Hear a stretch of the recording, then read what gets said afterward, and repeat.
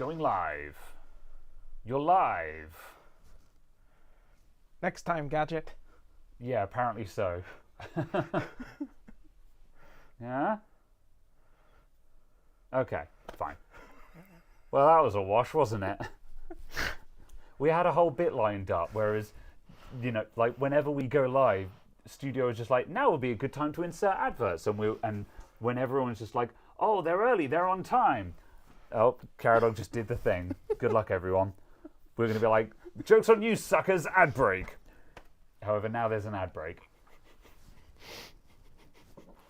So, anyway, for all of you upper class people with Prime and With premium, whatever, and all you upper class people with pride. yeah. Anyway, right. Hello, everyone. I have no idea how long the ad breaks actually last. Oh, I don't know. Yeah. All right. It's not like we're worried about those people. Well, they can watch the VOD. Legitimately, I'm interested. I actually look. I'm gonna filibuster for a bit. I'm gonna buy time until whoever had adverts is back from the ad break, just because I want to know how long was the ad break.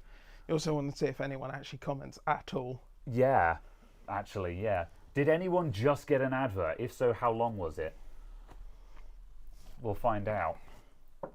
However, none of you are actually willing to. You're all blocking the adverts because you want us to go bust anyway. So you're all pirating this stream. The chat.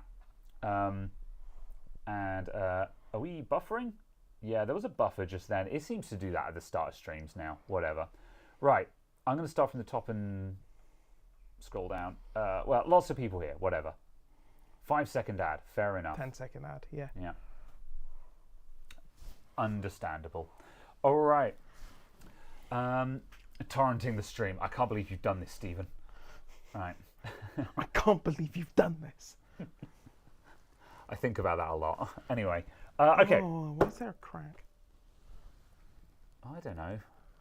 All the mugs here are cracked and broken. If only I could buy official Adamant IT mugs. Wait, I can. From the Adamant IT store. And if you want your own link, ! Merch in the chat. Does that actually exist? Maybe.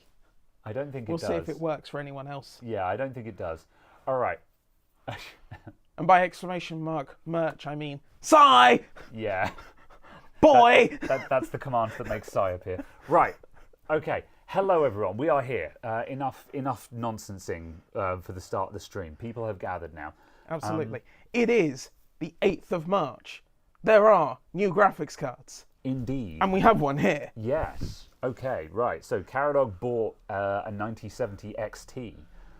It's still shrink wrapped. We have not touched it. It was delivered yesterday? Yes. Yeah, because the release was Thursday, wasn't it? Yes. Yeah. Thursday release, delivered Friday. And now we're here on Saturday. Yes. So, yeah. That's a fancy box. Yeah, it is. It looks really swish. I took it out and I was like, ooh, pretty, you know. I really wanted to open it up, but I'm just like, nah, that's Caradog's privilege. So yeah. So what I thought we would do, so we're going to just take this thing for a spin and have a look at it. Like, the reviews are out. If you want to find out how fast these cards are, other people have reviewed them. But we're just going to, I don't know, I guess we're just going to take this thing for a joyride, aren't we? Yeah. And we're going to do the thing that isn't in the reviews, and we're going to run the Open Blender benchmark. Oh, sure, yeah, we'll do the Open Blender benchmark. Let's throw a handbrake. Because I have the Open Blender benchmark. Oh, cool, yeah. Yeah, it's a shame I didn't bring in like my 4080 as a comparison basis, although that probably already exists. We can probably look that up, can't we? I guess. But yes, also, yeah, also it'd be interesting just to throw handbrake at it because new video encoding engine. Just see if that's like leagues different, so or just what that looks like. So yeah. Yes. All right. Caradog got the 9070 XT that was produced.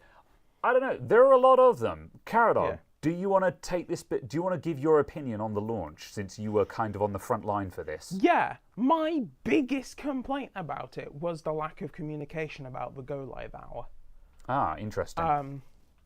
Because all the cards went up as listings on like Wednesday evening. Yeah. But just said notify me when they're in stock, Yeah. kind of thing. So I was just like, oh, have they already gone? What? But What no does one's this kind mean? of said anything. Yeah. So I was confused. And I went through and went on to overclockers and scan and said, notify me about the couple of models that I was just like, oh, that one seems interesting. Oh, that one seems interesting. Yeah. And just, seeing what happened there. And then during the day on Thursday, kind of on the hour at a couple of points, I refreshed and just went, is it now? Is it happening? And it was not happening at many times. Yeah. But then 2 o'clock happened, and then it was happening. Ah. And I was like, I can tell it's about to happen, because all of the websites have suddenly taken a minute to load. Yeah. So it was a bit slow on that front, but like the actual ordering was reasonably fine. Because I had scan, overclockers, AWD, and CCL open. I was just kind of looking at what happened on them. Yeah. Those are kind of the big Basically. 4 UK online retailers, really. Yeah. Yeah. The Yeah, kind of, because I actually had a customer in earlier on who tried to buy one, and he said he couldn't get one into the basket. The websites just kept crashing. But you got into a queue system at one point, didn't you? So yes, so the way that CCL works is that if you click the add to cart button, and lots of people are adding them to cart, Yeah. it actually then just queues all of the requests for a maximum of 150 attempts. And that 150 attempts is about 10 minutes. Yeah. So it will just keep auto trying to add it to cart until either all of them have been purchased. So if their entire allocation has gone, it will then say, sorry, they're all gone, Yeah. no matter how many attempts you've got left. Or it will just keep trying. Okay, that's it. Because yeah. it's basically allowing you to pick up sales that people abandon, Yeah. or ones that fail, and kind of snipe one from somewhere. Yeah. So they've essentially automated the process of trying to add it to the cart. Yeah. Yeah, which is just an interesting Yeah. way of doing it. Yeah. Like considering it's not a great situation, but the whole thing is a shit show anyway. That seems to be a not awful way of managing a shit show. Yeah, You know? yeah. Overclocker's way of managing it seemed to be to host their website on a 486 Yeah. I see. and just crash and crash and crash, so you couldn't load their website over Yeah. and over again. And Cloudflare was picking up the pieces, trying to be like, ah! Considering we've gone through all of this during the big GPU shortages, you would imagine that they would have had solutions in place for this by now, you know. Yeah, But- you would thought that they had this, thing called Amazon, and they just scaled Yeah. Yeah. like any modern website does. Yeah. But yeah, so that was that. But then on Scan seemed to just work perfectly and just sell out. Scan just sold out Yeah. straight through. Just that was it, kind of Fair thing. enough. And then I was just looking through stuff on the other websites, seeing what was selling, what prices stuff was at, and so on. And just kind of looking. And then I don't know when I did it, probably like 3:30 or something. I looked at the Scan 9070 XT page again, maybe 3:45, and there was 4 models that were just add to cart. I was just like, oh, cool, okay. Because I was just kind of cycling through the websites, just seeing what was there. And were those all one of them, super expensive ones, or?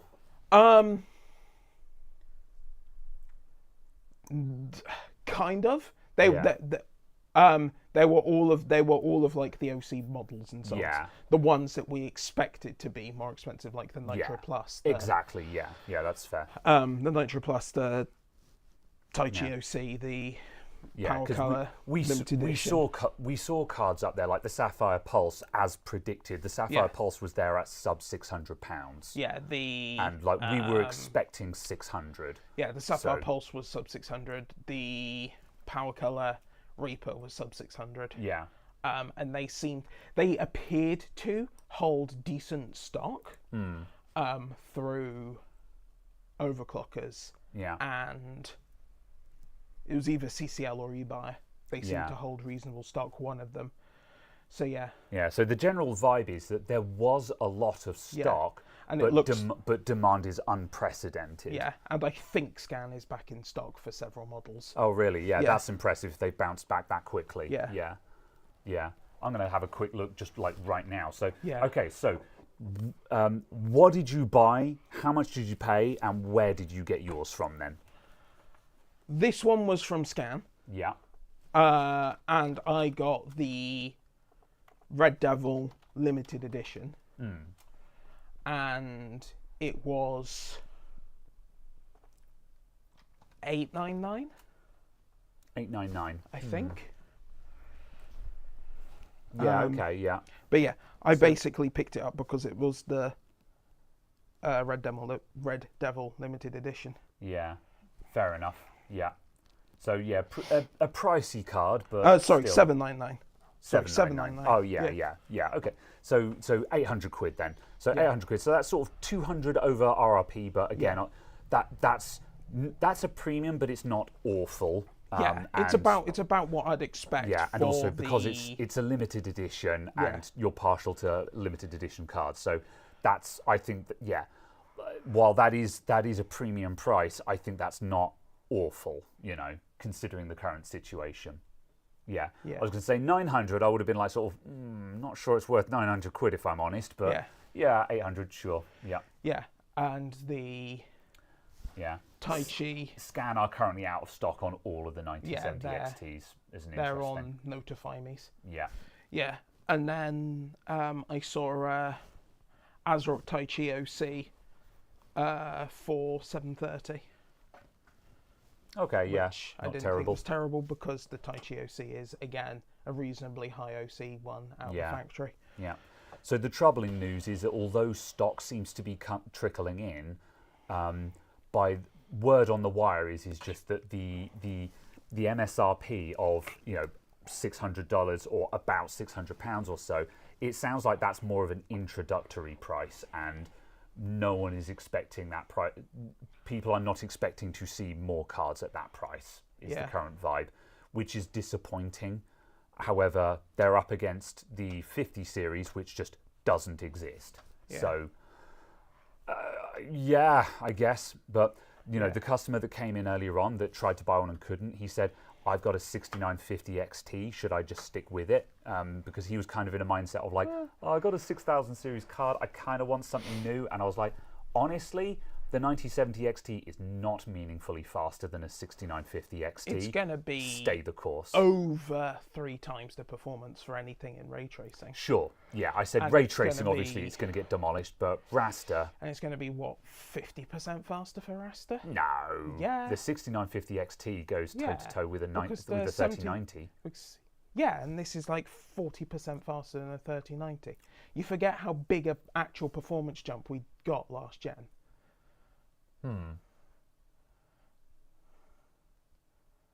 We got actually huge numbers, but the prices went up more. That's why it all seems really bad.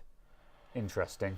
The cost per frame has stayed basically the same, but the number of frames has gone up because the pricing went up so much. Maybe I just completely misread the charts, because I looked up some charts and was seeing sort of 3090 Ti performance for the 3090 Ti. Yeah, is not the 3090. 3090 Ti performance for the 6950 XT ish, like trade blows kind of thing. This was Gamers Nexus. I was going to say that's massively flattering the 6950. Yeah, that's Gamers Nexus. Because no. Yeah, like I mean, I'll look it up again just because I'm curious, just to see if I just completely misread the charts. YouTube.com, because like my strategy when judging cards is to look up the reviews for them. So let's see, 6950 XT. Oh my god, I hate this keyboard so much. None of those are the best. Right, gamers. This keyboard is so Gaminers. Shut. Silence.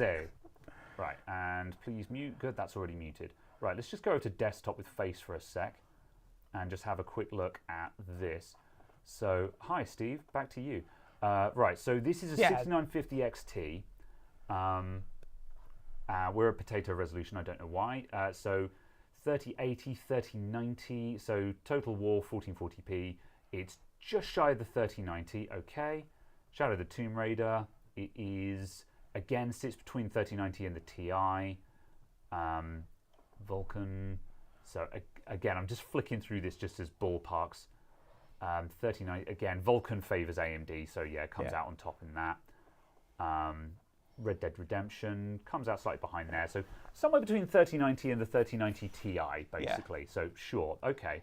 So now, so let's now search for 9070 XT Gamers Nexus. The XT, there it is. So once again, bam. Oh, Black Myth Wukong, not a fair comparison there. It doesn't do well there. So the Starfield's also. Yeah. So where's the 13? So there's the 3080. 3090 Ti is here at 87. Yeah. And that's at 105. So okay, yeah, it's faster, but that's ray tracing. Dying Light 2, 1440p, sure. So 3090 Ti, 9070. So it's sitting down about there. So yeah, you can see where I got the impression. Yeah. There's not that much in it. Like certainly not 40%, not by a long shot. You know, the 3090 Ti. One of them was over 20%. So. Okay, but that was a game, you know. And then the second one was again. A couple of percent. So. Yeah. Once again, so where's the 3090 Ti on this chart? 3090 Ti. So okay, yeah. So down this one, yeah, healthy markup on Resident Evil 4. So sure. Yeah, just maybe 20% kind of thing. But it's still a huge swing, certainly on the ray tracing side, that fixes all of those problems. For ray tracing, sure. Yeah. I'm looking at raster here, you know. So yeah. So at any rate, oh yeah, the 6950 XT is actually right here on this chart anyway. Yeah. It's also the other thing as well, as based on what we've seen from actual reviews of FSR4. You really want the FSR4 if you've not got an NVIDIA don't get card, me wrong.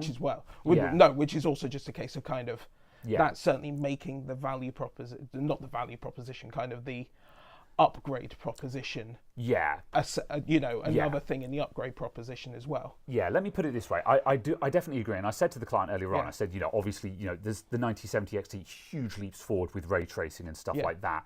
However, you've got a 6950 XT at the moment, which is still a very respectable graphics card. That's a cracking graphics card, and you're now facing a proposition of £700 plus for the 9070 XT.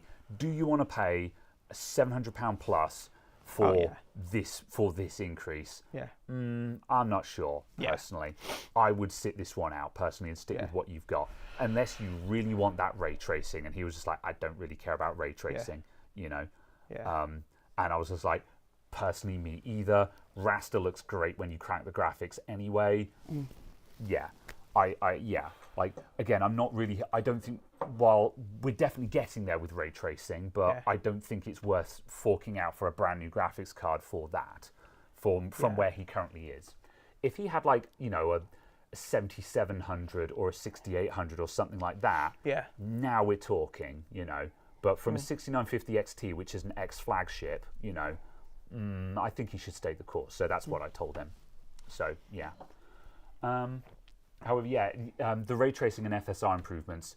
This is great news because this is AMD. This is AMD really eating into the NVIDIA advantage.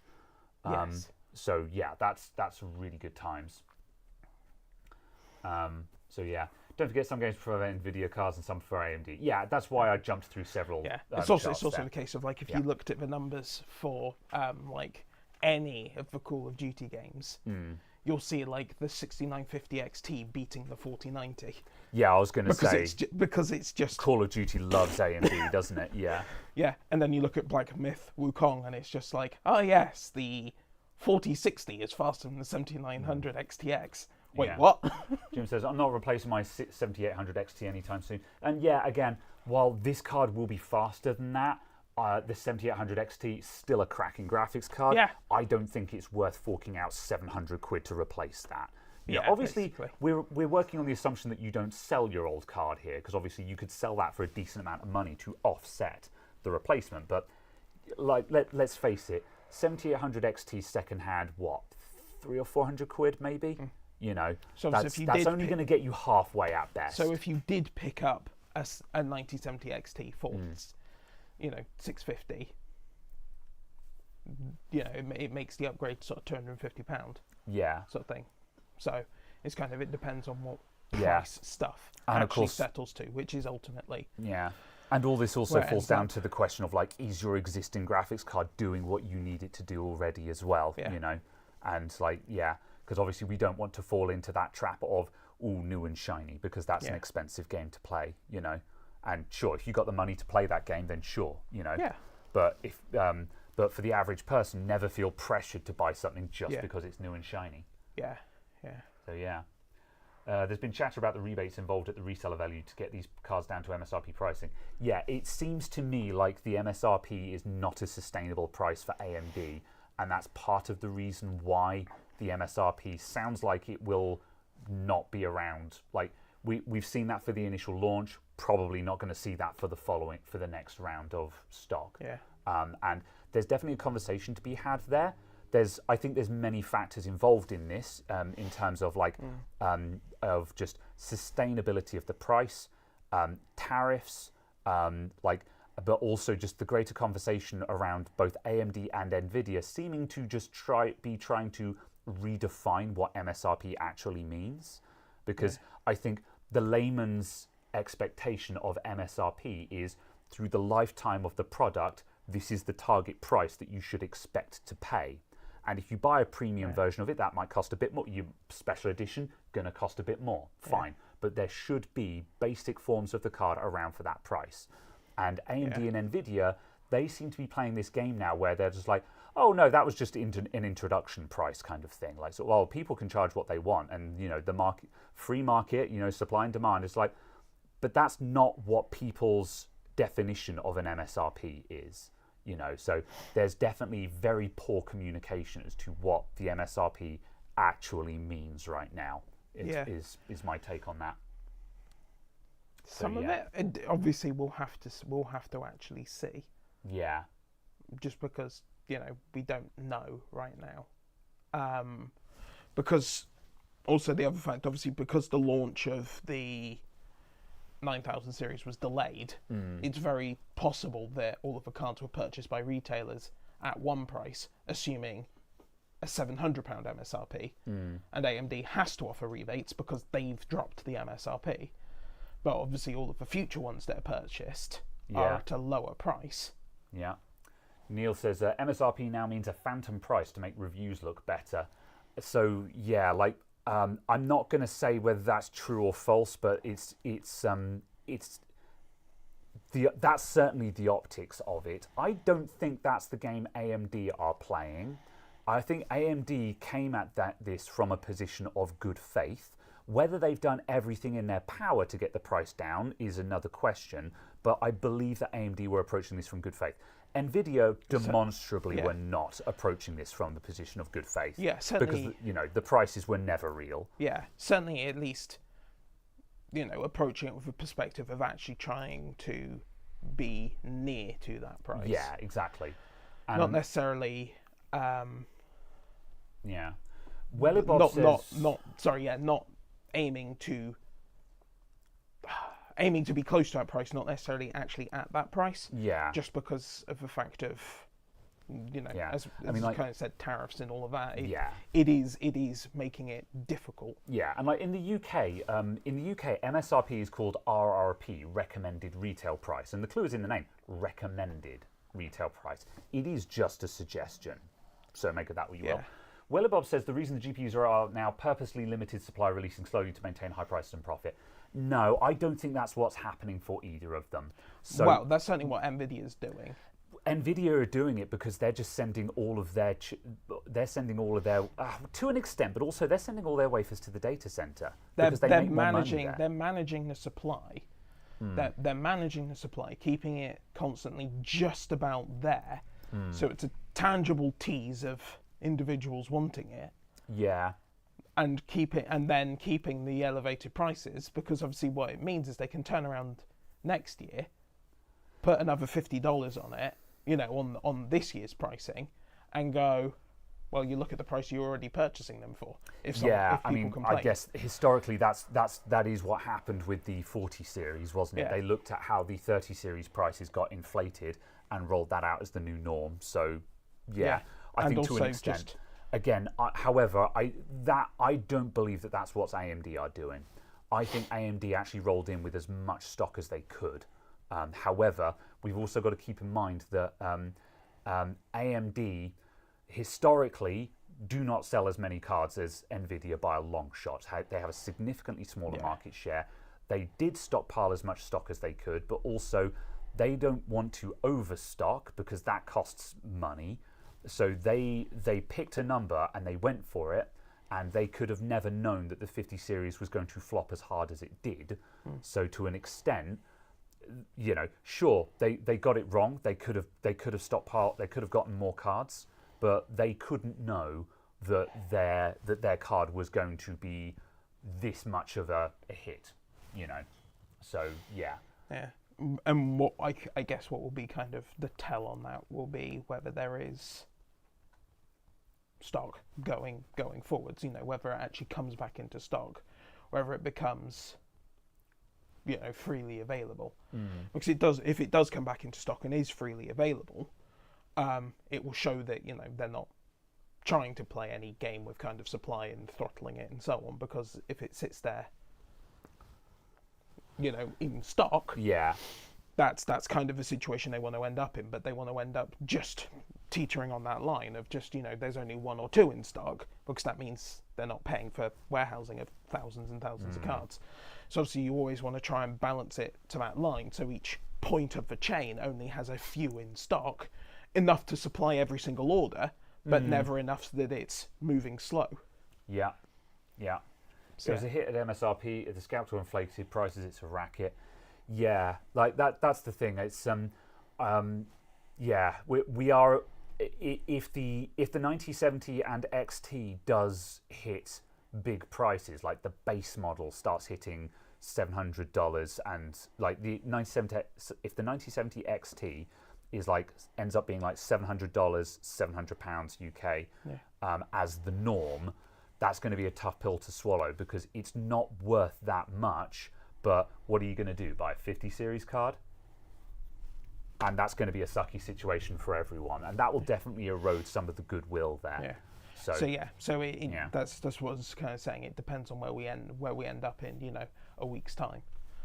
Yeah. So if in a week's time there's been 2 or 3 points where Scan, Overclockers, eBuyer have had a Pulse and a Reaper in stock kind of thing, and then it's gone out of stock as it's sold, and then another website's had it in stock and then it's sold and so on, and it's filtered through, each different seller is in stock at different points and so on, and it's actually coming through near MSRP.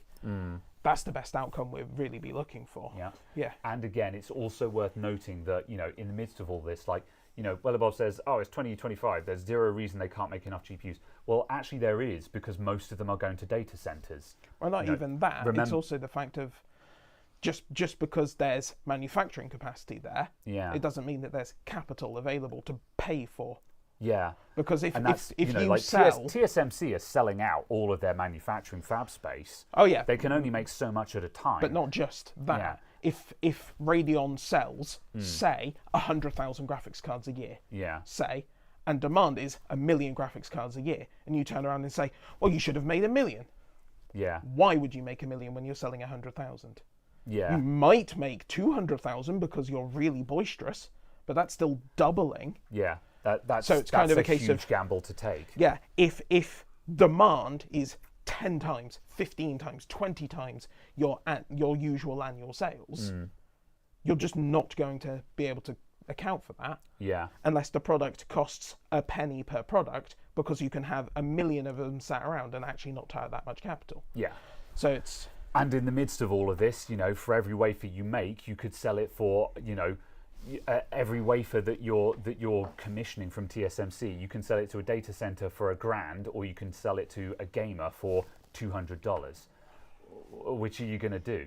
Yeah. You know, this is why Nvidia hate gamers right now, is because they can sell it to a data center at vast markup, or they can sell it to a gamer who hates them for a pittance. It's like, I'm not saying that I'm with them on this. I'm not an Nvidia fan right now, but it doesn't take a genius to see why they're behaving the way they are. You know, it certainly makes an awful lot of sense from a profit making perspective, and ultimately that's their function. Yeah. Right, with all that in mind, let's unbox this bad boy. So let's shove this out the way for a sec.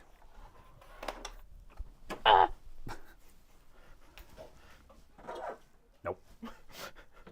You'll have to actually, yes, grab it at both sides. It is unnecessarily large and heavy. And so's the case. Hey!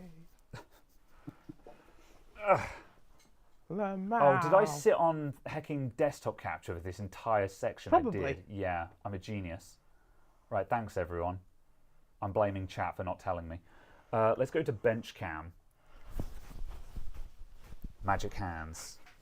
This bench is filthy. I'm sorry, everyone. No, it's not. No, it's still filthy. Ooh. Box.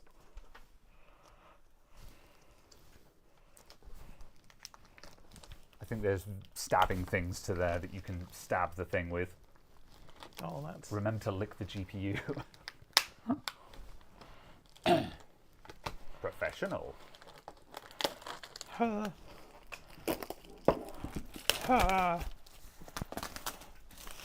Or is it Profession AI? I hate it. How much did this Red Devil cost? This was £800, $7.99. Yes. We'll call it 800 because that's what it is. Oh no, it got dented. Pain. That is a really nice box. Yeah. And also, yeah, people said that it's bigger than a motherboard box. Is it going to be full of air? Probably. However, it's also kind of interesting that with the advent of places like Micro Center, the big box is back. You know.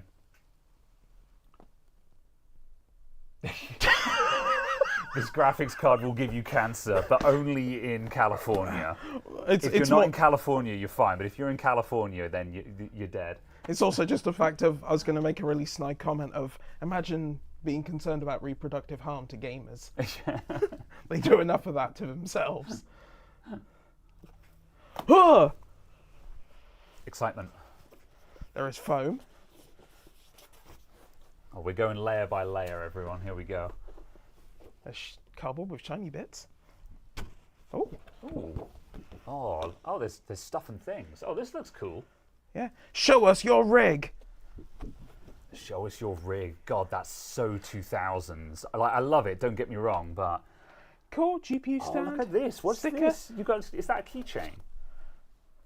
Or is it just a little widget to put on your desk? No. It is a keycap. Oh, you could put that on like your backspace or your shift key or something. That's kind of cool. You are morally obligated to put that on your keyboard. Oh no. What's that? Oh, RGB. It's an RGB connector. Rugaba. Don't need them. Yeah.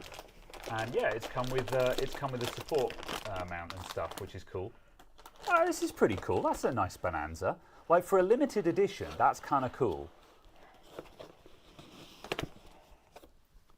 Yeah, like when you buy the Sapphire Pulse, you get a graphics card and probably that leaflet, and that's it. That's what you get in the box.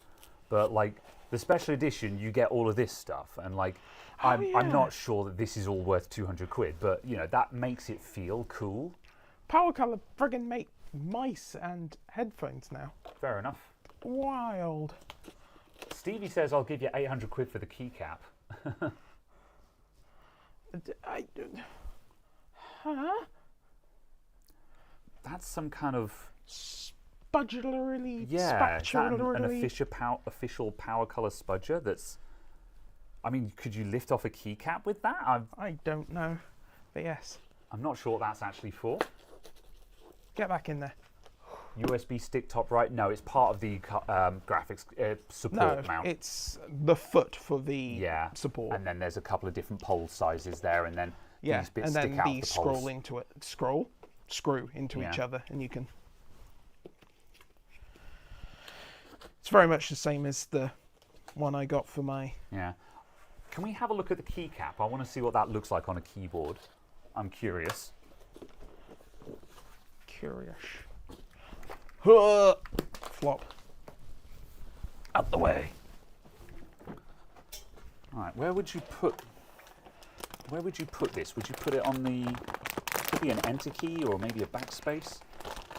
It depends on its profiling. It'd also need to be on a key that you don't hit too often. Yeah. Because it's got a textured top. I'm going to try it on the backspace. Whoop. Yeah, that'll fit onto the backspace. Oh, you can't open it.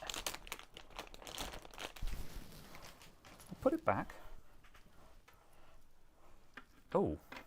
Oh my god, the fans. Oh, look. Yeah. The fans spin. Yeah. It's also made out of metal. Yeah. This thing's hardcore. Spin the fan. It's a fidget spinner keycap. That's got ball bearings in it. That is ridiculously over-engineered. That's so unnecessary. I don't know if I love it or I hate it. Which way round do you think it would go? I think it goes that way round. Right. Oh, it won't fit into that profile. What's that? I think it might be an enter key. It might work as a shift. Maybe a left shift. Yeah, maybe. Let's try left shift. I was going to say, you would. I don't think you'd want it on your enter key.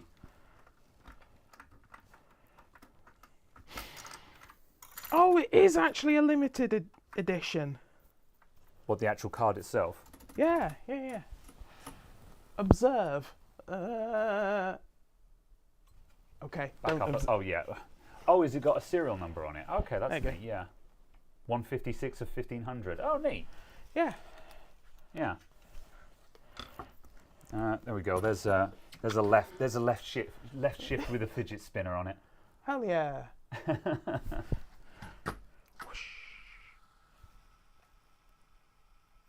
It's still going. Got how to make all of your Discord friends hate you. All they can hear in call is just the hiss of your stupid fidget spinner keycap.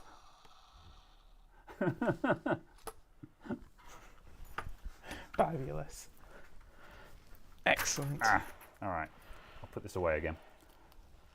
Graphics. Go.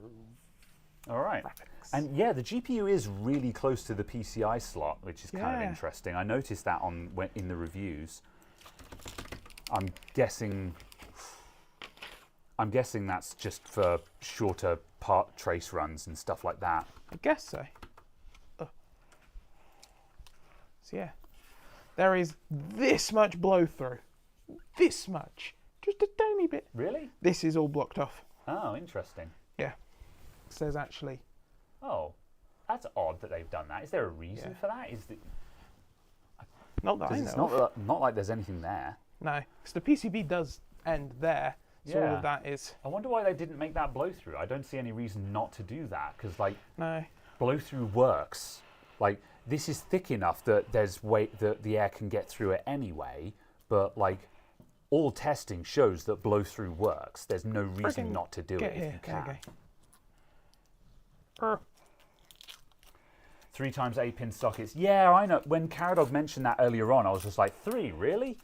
And they could have done it on 2, because this is a 350 watt card, maybe pushing 400 if it wants to, and so you could do that on 2 8-pins, no problem. But Caradog was just like, well, it's the special edition, so I think they've just garnished it with everything because it's a special edition.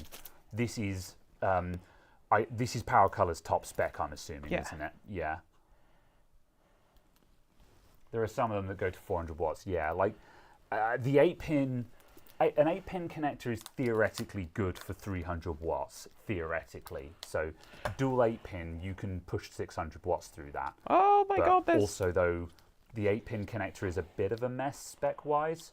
It's technically only spec'd for 150 watts, but in reality will actually do 300. So, yeah. There we go. Leo at Kit Guru was 150 out of 1500. Sorry, was 970 out of 1500. So, yeah, that's actually a reasonably low number you've got there then. Not that that adds anything to it, but that's still kind of cool that it's actually genuinely a limited edition. Right, so where's the current sense resistor? Oh, are you curious as to if they've just bust it all together? No, because then you put another resistor on top of it. Oh, I see. That's why it's got three. That's why it's got 3 8-pins, because you put a current sense resistor on top of your current And sense resistor. overclock the balls out of it. Yeah. Caradog has butchered that peel. No, the peels like that are really hard to do in one go, so I kind of don't blame him. Yeah, because it was also tucked under this bit. Yeah. So, yeah, that was not great. This GPU's made me appreciate Power Color a lot more. Yeah, some of the brands like Power Color and Sapphire and stuff, well, I mean, Sapphire have got some prestigious models, but they're often seen as poor man's brands, you know. They're not as prestigious as, you know, Asus and stuff like that, but they know how to make a good card, you know. They certainly make better AMD cards. 8-pin power connector can provide up to 150. That's what it's spec'd for. In reality, it can do 300. If you put 16 gauge wire onto an 8-pin power connector, it'll do 300, no problem whatsoever. However, it's only spec'd to 150 because the actual ATX power supply specs are for like 20 gauge or something like that. Oh, I see. So if you have a tin box biscuit tin power supply with like 20 gauge wire on it, it's only going to do 150. But any premium brand power supply, you can pump 300 into one, no problem. This appears to have an RGB connector onto the backside of it, so this is entirely RGB. Who needs cooling when you can have RGB? Indeed. It's fine, we can fix it. I can just unplug it from here. Can Graham touch it?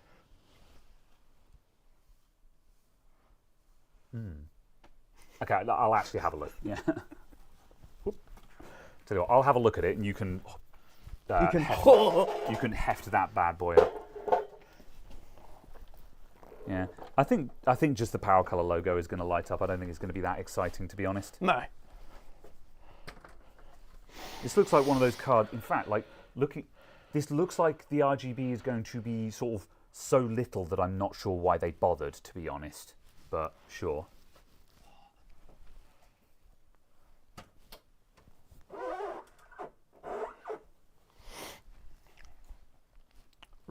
Yeah. Or it may actually just be because it's Power Color and Power Colors.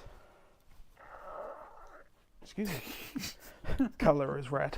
That throat gurgle was exactly on point with the kind of noise that you wanted to make. It is big. I mean, as a 4080 owner, it seems pretty average to me, but yeah, they're big boy cards, these, yeah. But I'm not against it because you can fit them into modest cases, and big card means cool and quiet.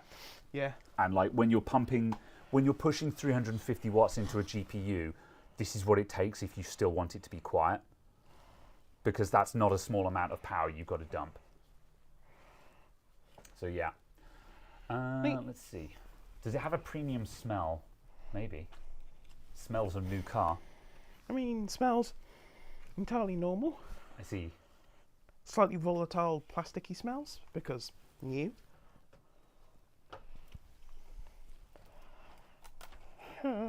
Yeah, it's probably going to default to red. It would be nice if you can change the colors though, because like for example, my case lighting is all blue. I don't want my graphics card to light up red. So again, this is one of the reasons why RGB can be good, because you change it to whatever color you want, even if the color you want is black, you know. So yeah, as long as they're just not spending too much on the design for that, if that makes sense.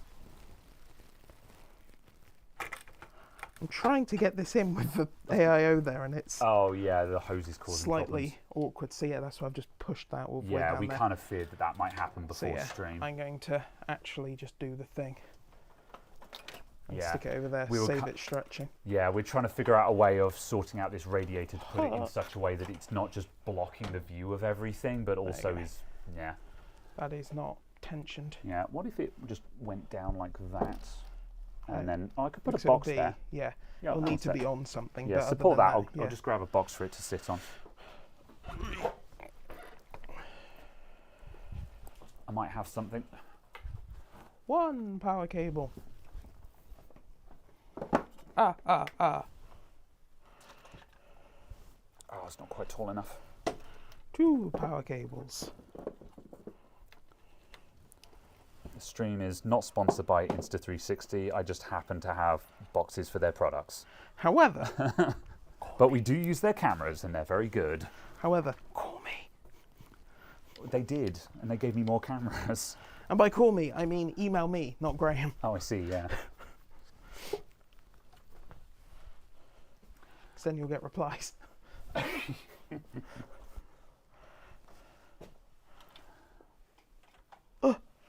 Right. I'm going to move the bench cam to a jaunty angle to look at the card now. Okay. As a special treat, I'll actually take people off of bench cam first. Did it just fail to turn on? No, Oh, I okay, haven't good. done anything yet. I was just waiting for you to Yeah, do your thing. yeah. I thought for a moment you just pushed the power button and nothing had happened, and it was like wah wah wah wah. No. Could you help me? Thank you. Oh, hey. No, all I did was turn on the standby power.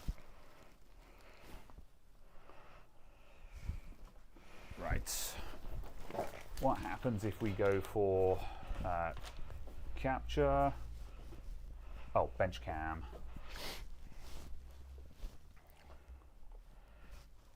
Join me on a magical adventure. The one thing I didn't think of is, where's the NMAX? Oh, the NMAX keyboard. Oh, yeah, the NMAX keyboard is at home because I was using it at home. Okay. Um, You have been de-keyboard. oh, yeah, that's good. That's your best option, yeah. I'll get this thing out the way as well. Do you want to keep any of this cellophane? No. Cool.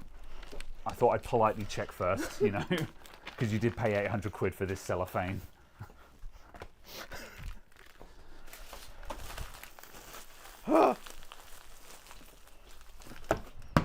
Some people are just like, put it all back in the box. I'm going to apply it again before I sell the card. It depends if I get it out nicely and easily.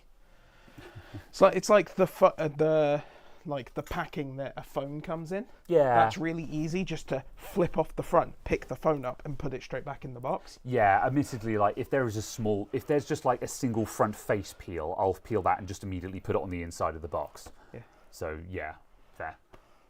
There we go. Okay, right. The fan spins. Yeah. Oh, also the end of the card glows bright red as well. Look at that glow on the back. It looks like an Yeah. engine. Like as in like that end of it. Spin. You feed defaults. Good. Yeah. And yeah, that is confirmed. There's just a Red Devil logo on that back grille of the card. I think that should have been blow through. Or at the very least they probably could have added in an illuminated logo without blocking the entire blow through section of the card. Illuminate. But also though, based on the actual power limits of this card, like let's pretend that this thing's going to be looking for 400 watts.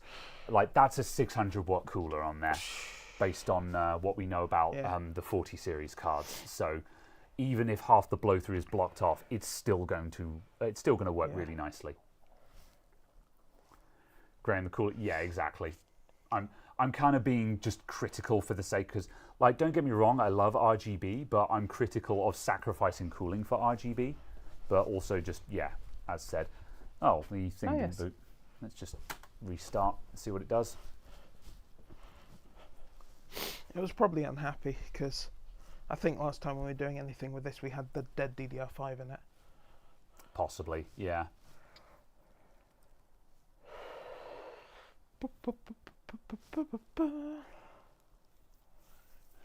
Right. What's the PSU? We run a GameMax 1050. Yeah, Oh, so yeah, oh, 1050 watt. This is the one which That's the working still one. has RGB. Yeah, I was and then that's the non-RGB'd. Yeah, my one got DRGB'd because the fan is knackered on it. Ta-da! Cool. All right. Capture. And capture. Ha! Ah! There we go. You're back. You're fine. You're fine. Don't worry about it. Oh yeah, that's at some point as well. We need to test. So we want to test some oddball things on this. One of the weird quirks about AMD cards is they can be a little bit crabby with HDCP, especially with capture cards. And so I want to test if this thing will actually talk to an AVerMedia graphics capture card without freaking out. So we're going to test that at some point while we're here as well. So yes. What's special about the limited edition one? Just the keycaps. Yeah, some fancy bits in the box. I guess the design is probably unique. Like the actual cooler design is unique. I don't imagine so. And yeah. like it's factory overclocked, but so are other models. So the sum total of info about your GPU. It has a PCIe link speed. I see. Yeah, we've got to get new drivers on there, haven't we, before we do anything? Yeah. So yeah, fair enough.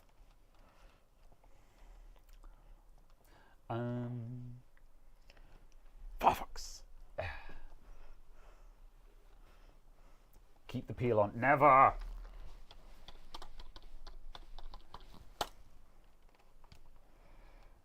Realistically, the PSU could be 600 watts, and even if the card was overclocked to 400 plus, you'd be fine, as long as you aren't running Intel at least. Yes-ish. Yeah, you kind of don't want to fly that close to the sun, but yeah, certainly the total power draw of PCs is lower than people think it is. So yeah, basically, like, I wouldn't want to be running anything below 750 for a modern high-end PC. Well, if you have a flagship graphics card, you know, mid-range PCs like 500 to 600 is still completely fine. If you're running flagship graphics cards that are going to be looking for 300 or 400 watts, I would kind of want a 750 watt power supply in there, just so you don't have to think about this stuff. But yeah, theoretically, you know, high-end AMD CPUs are looking for 200-ish watts. So 200 plus 400 is 600. So again, 700 plus to allow 100 watts of overhead for everything else. Yeah. The other thing I quite like is that just there's Red Hat and Ubuntu drivers just there. Oh yeah, they're just there. Yeah, that's nice. So if you're one of those Linux people. How often are you going to 100% the CPU and GPU to hit the system limit? So that is true, but also not the point, because I should be able to redline the computer without it melting down. This is the thing. If your computer cuts out, if you try and stress test it, that's not a great place to be, kind of thing. Like, just yeah, you know, if you hit current cutout on your power supply, if you max the CPU and GPU at the same time, that's just not a great place to be. Like, I run Blender at home, and my Blender renders run on the CPU and GPU at the same time. So when I hit render on Blender, that my CPU and GPU will both go 0 to 100 instantly and just max the system.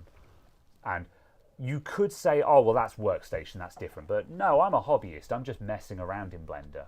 You know, I'm just making little 3D objects and then taking high-resolution pictures of them, you know. So yes and no. You know, like, some people are really, some people get really anal about stress testing, and they're like, oh, if you can't run Prime 95 for 24 hours, then you're not stable. And it's just like, I'm not that fussed, you know. However, no, absolutely, you should be able to max your CPU and GPU at the same time. This is kind of like putting an this would also be like putting a, like, this would be like putting a 100-watt cooler on your 150-watt CPU, because you're never going to run it at 100%, because games are a varied workload. You know, it's just like, I mean, yeah, it's going to work, but that's not a good idea. You know, you're kind of just under-speccing your computer at that point. Boop, boop, boop, boop, boop, boop. DeFildo says, right now, if you run Linux, you need Mesa 25 and kernel 613 for the 9070s to work fine. Yes. So, yeah, you probably need to do some updates there, but still.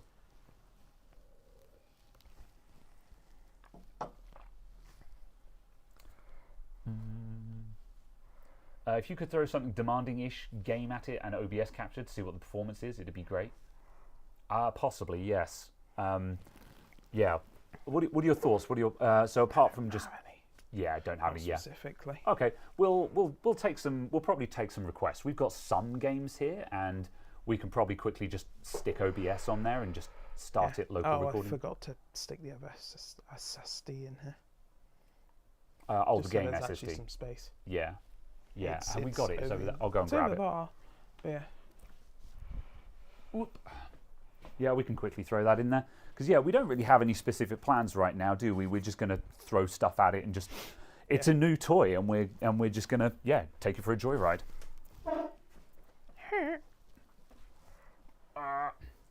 Monster Hunter Wild benchmark. Can you get the benchmark for free for that? We probably need to do a lot of downloading. And, we don't have a... If we had fiber here, then we could probably do that. But benchmark probably... Benchmark probably did. I'm going to quickly look that up just out of interest. Oh. Oops, something went wrong. Uh-oh. Yeah, that's fine. What's the fault? That it's uninstalling the GPU that it's trying to install the driver for. The driver isn't quite smart enough to do the install in one process. Yeah. Yeah. It seems to have just been a weird bug on the March installer. Fair enough, yeah. 25 gig download. Oh, okay, yeah, that's a bit too big then. I was going to look up the size of it, but you saved me the trouble there. But yeah, 25 gigs is a bit too much for us to do at the moment. Ah, green. Oh yeah, we're getting that green as well. That's probably a capture artifact. Yeah. Stuff like this is not uncommon when you're running stuff through a capture card, because the capture card has to intercept the signal, figure out what it is, and retransmit it every time. So minor stuff like that, that's probably capture and nothing to do with the card. Yeah. Just as an FYI. Yeah, because it sorted itself out as soon as Windows actually got into loading. Yeah.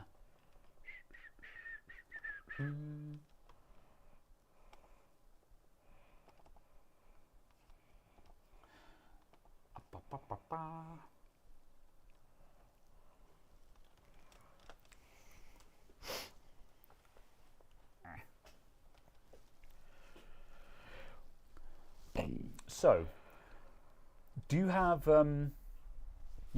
any plans for what you're doing with this card yet?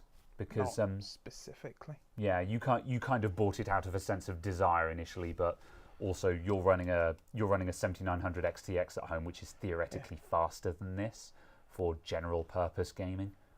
But yeah, certainly in theory. Yeah. Although that much being said, though, if you wanted to ray trace often, you'd probably be better off with this guy, wouldn't you? Yeah. So yeah, it certainly might be on the cards to swap it over. The other option as well was yeah, okay. The other thing as well was there was also some chat about forcing me to do the AMD challenge properly. Forcing you to actually release the video. Yeah. Yes. So yes, might do that because yeah. Because a while back I borrowed Caradog's 7900 XTX for about a month or so to do an AMD challenge, and I had so little to say about it that the video kind of got shelved because the entirety of my experience is it worked great. Nothing went wrong. I have nothing to say except it worked. You know. Okay. But it might be worth doing that again with this one, just to actually really drive that home, because I'm sure there's still a lot of people out there that are just like, I don't trust AMD kind of thing. I'm like, oh my God, get over it. Please get over it. Because the amount of people that are like, have they sorted out their drivers yet? And it's just like, yeah, actually they have. Are you seeing new shiny things? Oh, then. Yes, this is FSR. Ah, I see. I just ticked the FSR fall toggle. I was like, Cool. okay. So I wanted to see what it said or did. Oh, yeah. Okay. Is that the same thing? Yes, upgrade, select games with FSR4. Yes, that's fine. Yeah, so basically when you go into the graphics driver, you have to go to gaming, then graphics, and enable Fidelity FX Super Resolution 4. You turn that on, and what that then does is it does the driver does an intercept and replaces the FSR 3.1 with FSR 4. Oh, neat. In certain games. So the game doesn't need an update to support it effectively, because it's getting done at the driver level. Yeah. Yeah. The scrolling on this trackpad is not playing nicely with that. I can only go in entire screens. Very well. Let's see. Ella Armour says, I've been toying with the idea of getting a 9070. I've currently got a 6600. CPU's a Ryzen 1800X. Only got 60 Hz 1200p monitor. Worth it, or CPU first? So it depends on how much money you got to spend. I think I would be, if I were you. Can you, in your local market, start that again. In your local second-hand market, are there 5600s going for like £70? Yeah. Because if there are, boy, get a 5600 for like £70. Yeah. And then upgrade the GPU. Yeah, that would be the most cost-effective way, is to upgrade to a 5000 series CPU, because that'll just drop into your system. Should do, unless you've got a really early motherboard. Yeah, what motherboard have you got? Where did you go? Where did you go? Oh, there. Yeah, 5700X3D if you can, or a 5600. Yeah. Well, it's more just the fact of a 5600 is like 40 currency. Yeah, like I was going to say the currency. 5600X costs nothing, so yeah. Whereas a 57. Yeah, he's still going to be on PCI 3. It depends on what that motherboard is. Because if it's an X470 to the top slot, it could be PCI Gen 4. Yeah. If you go up to 5000 series. Yeah, but also if it's an 1800X, it's quite possible that it could be like a B350 or something like that. Oh yeah, but it's just we need to know what board it is. And yeah, the 5700X3D, that has kind of crept up to the point of being questionably worth it. Yeah. Oh, you're in Scotland. Yes, you have a valid second-hand market. I would look at second-hand prices of like 5600, 5700s. Yeah. And double check that they'll work on your motherboard. Yeah. Yeah. The motherboard really kind of dictates this, because if you've got to change the motherboard, then at this point you may as well just go straight to AM5 from that point. Yes. I would definitely say you're probably becoming CPU bound in a lot of areas with how things are at the moment. So. Yes. Do the blender. You got an MSI X370. Yeah, Yeah, I think the X370's got Ryzen 5000 support, didn't they? They should have done. Yeah. Yeah. So yeah, that would be the cheapest option, is to check if your board will go to. I'm going to take a stab in the dark at which one you've got. So MSI X370. I'm going to guess you've got a Gaming Plus. Gaming.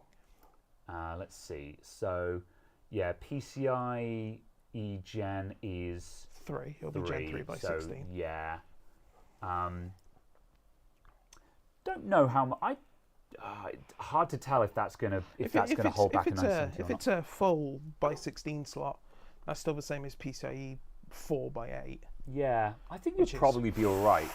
Like, you might drop a tiny amount of performance, but not serious. And like, we're kind of working on the assumption that you're doing this as a stopgap, so you can buy a shiny graphics card, and then you're going to do a platform upgrade later on anyway. Yeah. That's the idea of getting the 5600X, because it's cheap. Yeah. You know. So yeah. Gaming Plus, yeah, bought it faulty for 20 quid and reflashed the BIOS. Good job. Yeah. Excellent. Yeah. So let's... Compatibility, right-hand side. Thank you. Let's see. Yeah, it'll take the 5000 series. Yes. So yeah, the only thing is you have to be on the latest beta BIOS for the actual support, yeah, I believe. Yeah. But so you need to make sure you're on the actual latest beta BIOS. Look, that beta BIOS, that was probably a very slapdash because there was a lot of pressure on the motherboard manufacturers to get 5000 support onto the X370 and B350 motherboards, because initially they didn't want to do that, but then there was a lot of backlash over it, so they were like, fine, here's a botched BIOS that will work, but we're doing minimal testing kind of thing. So yeah. Infinite says he runs a 3090 on an X370 board. Yeah, like there might be a perceptible difference in synthetic benchmarks, but you're probably not going to see a meaningful difference in game, and if you do, it's going to be small. And the idea here is, if you drop a 5600X into your board, I mean, you know what? Let's keep playing this out while Caradog installs stuff. Let me know when you're ready to go, because I'm buying time at the moment. Let's go to eBay, everyone. eBay. eBay, da da da da da. 5600X. Buy it now. Lowest price P&P. What the hell does this mean? That means it's £73 for a 5500. Yeah. Let's see. 5600X. 97. 90. Okay, yeah, probably 90. Yeah. How much is a 5600? Non-X, yeah. Ryzen, hang on a sec, Ryzen. Oh, cooling fan only, yeah. I was like, you're joking. There you go, £75. 75 quid, yeah. Yeah. 83, yeah. Yeah. Yeah, so, yeah, that right there, 75 quid delivered from Schomb. So, yeah. I thought for a fraction of a second that was a place, and I was like, I don't know where that is. That's an AliExpress import. They've just bought that from AliExpress. You can tell because of the packaging on it. Yeah. So how much is a 5600 on AliExpress?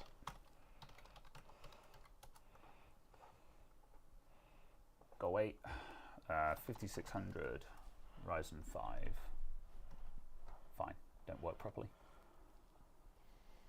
So says 57. This is list price. Once we add in tax and delivery and stuff, this is going to go up. But let's play that out. Yeah, add to cart. Yeah, £11 of tax. Go to cart. 78 pound-ish. I think I can do this without doxing myself. Yep, I can.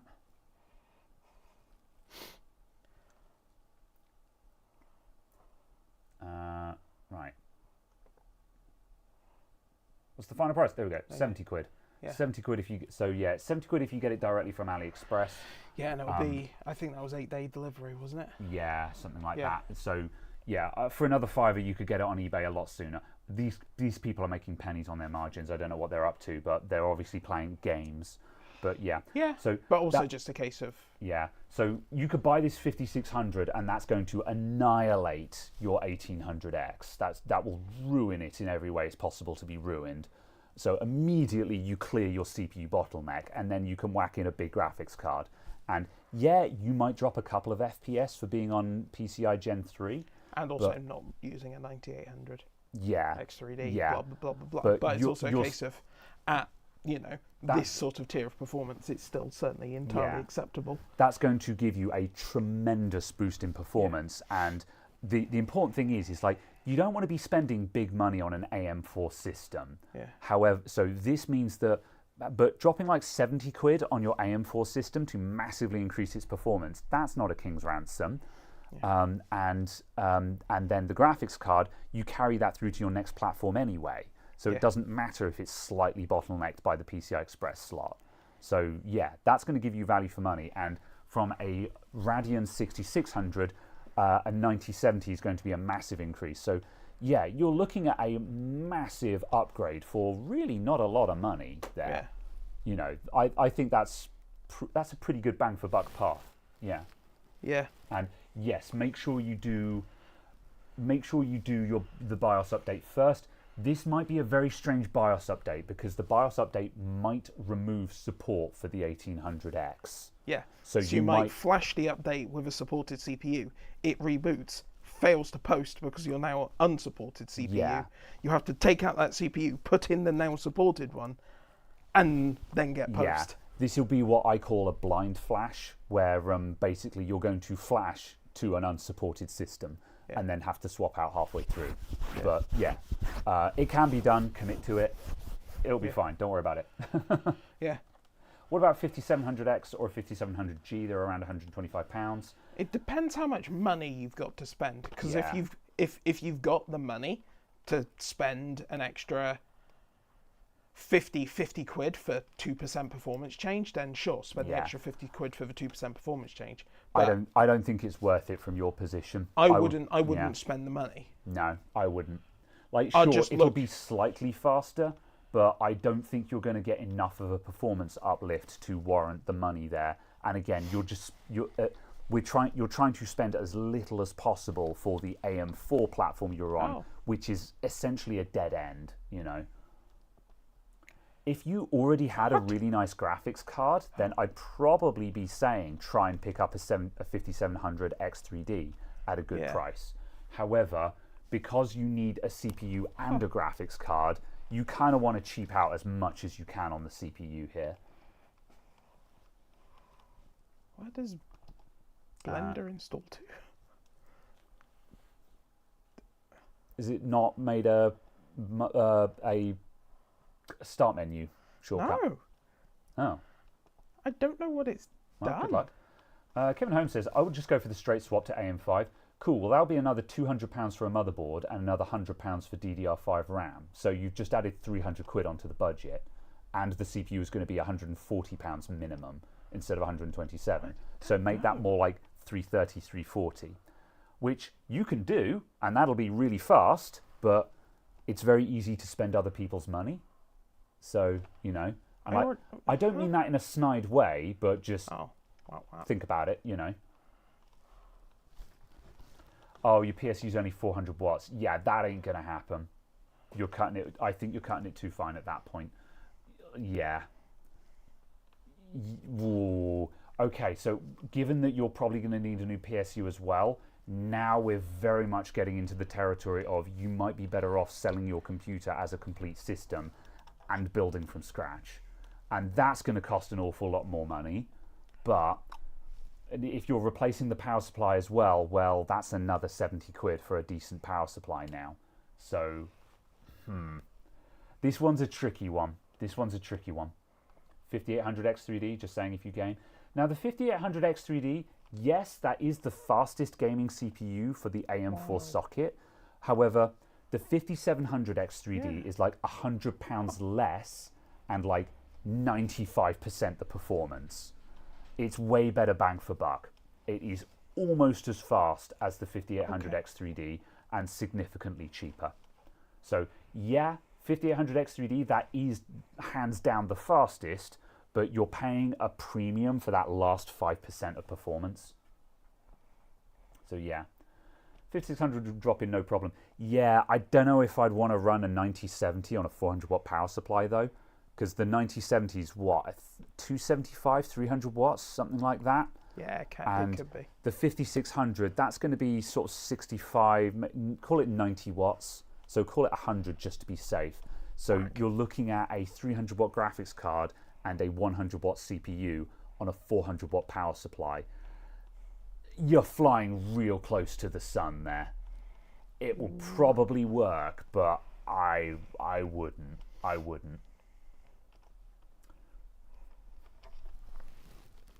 Let's see. Justin Parrish got the non-limited version of the Red Devil 9070 XT. Arrives in about 2 hours. Excite. Yeah. Just saw the pricing for the 9950 X3D. $700 and $600 for the 12 core. Yeah, that's not bad. I mean, that's roughly in line. Yeah, that's pretty all right, I'd say. I'm not falling out my chair to go and buy one of those myself, but even though I'd benefit from it, but still, Yeah. Based on, that's the kind of prices that previous flagship CPUs have costed. So that's not, like the 3950X was a $700 CPU. So yeah.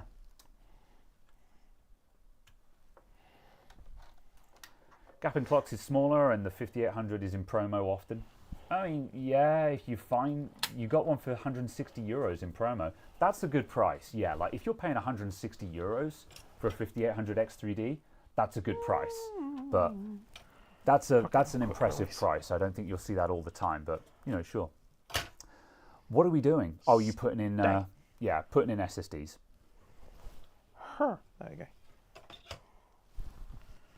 Yeah. I was just like, oh, am I going to faff with the screws, or am I just going to do that and be like, pow, quick release? M2, M4, M5, M6. Which ones do we think share lanes? I'm going to. Oh, not the X3D. Guess... Oh, yeah, no, it's you'd want a 5700 X3D over a 5800X any day of the week. 280 in promo, that's too much for a 5800 X3D. Like I said, that extra 100, you're paying another 100 for like another 100 megahertz boost, something like that. And it's just like, no, that ain't worth it. That ain't worth it. You're basically paying 30% more for another 100 megahertz, So yeah, ain't worth it. PSU is a 450 watts Seasonic, so yeah, it is a good 450 watts. But it's still 450 watt. Yeah. I gotta say, to be honest. Oh, hang on a sec. You gave me your name. I'm gonna scroll back and get it again, just because you did actually mention Leslie. There we go. Yeah, I gotta say, Leslie, I feel like you might be in a position where you're best off building from scratch and selling your current machine on like Facebook Marketplace as a complete gaming PC. Like your PC can run Fortnite. That instantly makes it worth like, I don't know, 400 quid on Facebook Marketplace. Yeah. Just straight away. Probably 500 quid. But yeah, and if you're building from scratch, then you can just go AM5 and just build right. However, again, if you're building from scratch, you're now looking at spending $1,200 or £1,200. Wow, this thing is really upsetting BIOS, isn't it? Hey, I'm just going to reinitialize the capture card a sec. Green. Because we're in green again. Hold on, I'm just going to. This is probably going to break your screen. Huh? No, weird. Where is? Oh, is it there? There? Fine. Where is? I've forgotten where X and P is on this. Yeah. Oh, it's there. At some point today, I want to try and spec up a new PC for £1,200 and see if you can fit a 9070 into that. I'm curious as to what a new PC with a 9070 in it costs. So, possibly not an XT, but still. £1,200. Yeah. Yeah, £1,200 because you can build a. It's got to be doable, right? You can build a minimum reasonably viable for 600, and then the 9070 non-XT is going to be 600. So yeah, 1,200. Yeah, I kind of want. I want to like spec that up in a basket and just see what that looks like. So yeah. You don't need a better PSU for 60 FPS. Frame rate has nothing to do with this, Amsterdam. The point is you shouldn't run 400. You shouldn't be running 400 watts of load on a 450 watt power supply. That's just a bad idea. You should not be redlining your power supply. Remember, that's 400 watts of load, not including fans, not including drives, not including the RAM, not including the keyboard and mouse and peripherals. So yeah, 400 watts of load on a 450. That's just not a good idea. Also, it would probably work, but it's a terrible idea. Also, yeah, never four sticks of RAM. Never 4 sticks of RAM. On basically anything. Yeah, just never. Well, sorry. The better way of phrasing it is just never more than 1 DIMM per channel. Yeah, yeah. CPU going to be a 7500 AliExpress? Yes, that would probably be what I'd have in mind. Yeah. Yeah. Your GPU uses 100 watts at 60 frames 4K. So you're not maxing your GPU, but like you need to spec for maximum load, because let's pretend that you accidentally boot up a game with the frame rate limiter turned off, and suddenly your GPU spikes to 250 watts, and then you hit current limit and your computer cuts out. Again, why would you do that? You know, just why would you spec a computer to run under unsafe conditions? So yeah, it's just not a good idea. What do you think of the 5950X? Very fast workstation CPU for AM4. Not really going to do you many favors for gaming though. Yeah, it's absolutely fine for gaming, but like, yeah, it can game. There's no point in buying. Yeah, one. if you're gaming, then those extra cores aren't going to help you. So yeah, again, 16-core CPUs,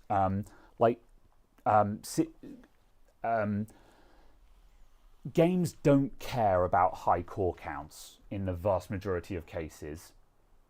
So yeah.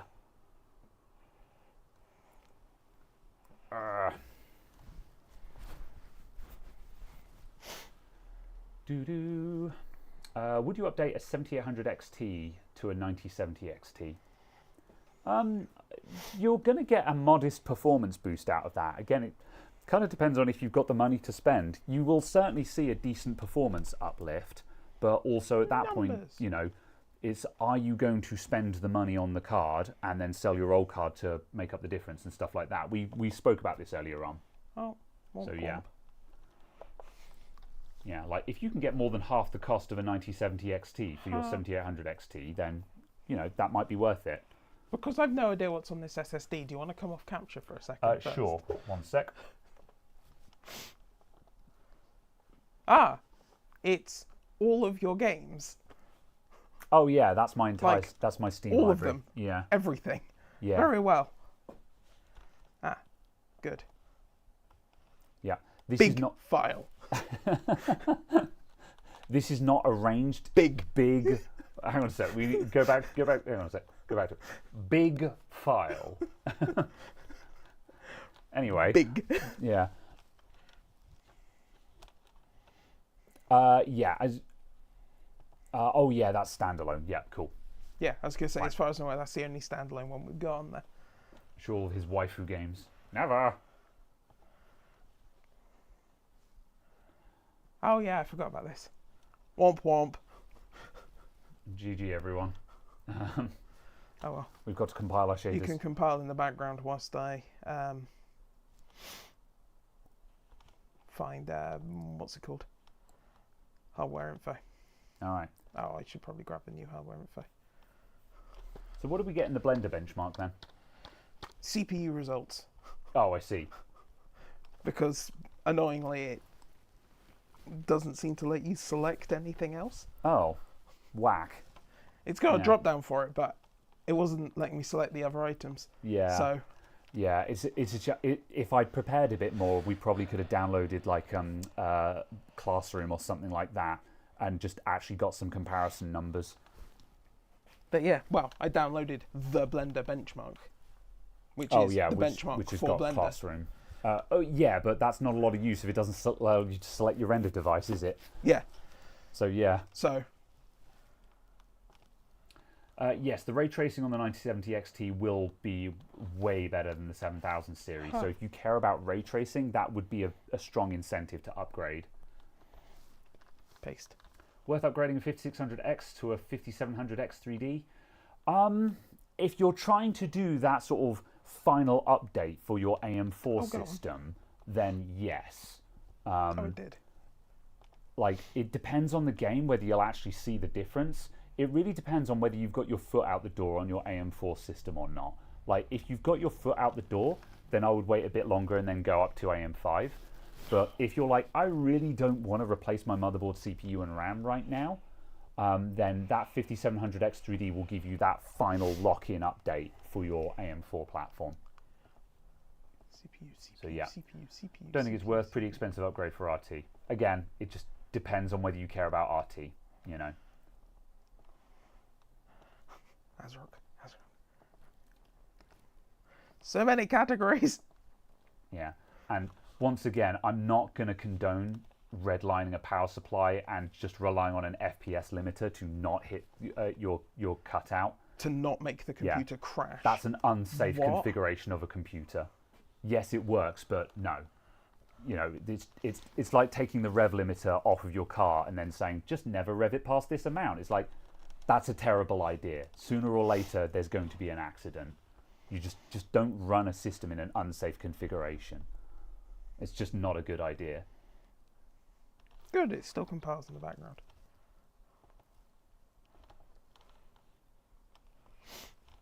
Yeah. Good. Can you literally just go?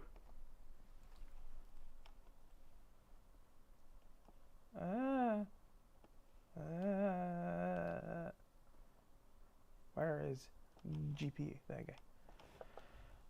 Can I just turn on the category? No. Okay. I was like, can I just turn on 900 results for the on-screen display? It's like, no, you may not. Understandable. Have a day.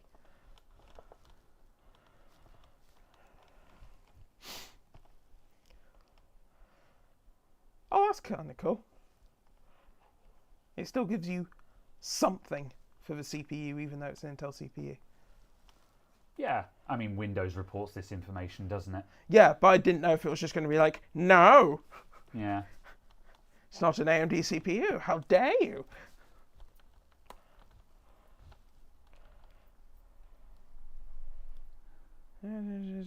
Yes, that one. Overlay. Enable metrics overlay. Metrics. Numbers. Cool. Right, we'll actually hit this thing with a load in a minute as a special treat. Pow! Big numbers.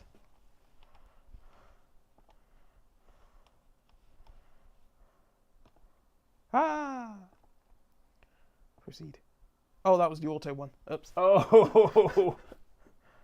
Okay. Hey, another 100 megahertz. Okay. I didn't mean to click that one. I meant to click that one. Caradog accidentally pushed the wrong button and I just heard a bunch of coil whine for a couple of seconds. I meant to click that one. I'm going to get a drink. In honour of us going Team Red for the day, I have a Thatcher's Blood Orange. Excellent. Do you desire a drink? Yes. Do you Also also take a Blood desire? Orange. Yes, we have two of them, so Yes. I meant to click that one to go into custom. I see. Purely to show off that built into the AMD driver under the performance tab and then tuning, you've literally got all of the stuff you this. want. Yeah. And it lets you do basically the same tuning as like MSI Afterburner does. That's nice, But yeah. it's just built into the driver.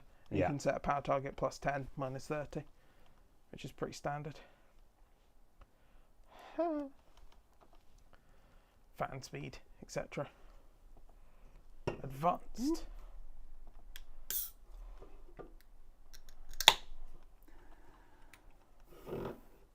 AM4 is on its last legs. Yeah, I think buying anything for AM4 now only makes sense if you already have some AM4 hardware. Wah. That's not that bad. That's not horrifying. Yeah. If like, Yes. I don't think it makes sense to buy an AM4 system from scratch if you're custom building at this point. Because while AM5 is still a bit more expensive, it's cheap enough that you should just save a little bit more for that, I think. However, if you already have like the RAM or the CPU or the motherboard, then AM4 can still make sense, you know. Yeah, and it can make sense if you're buying used. Yes, I agree.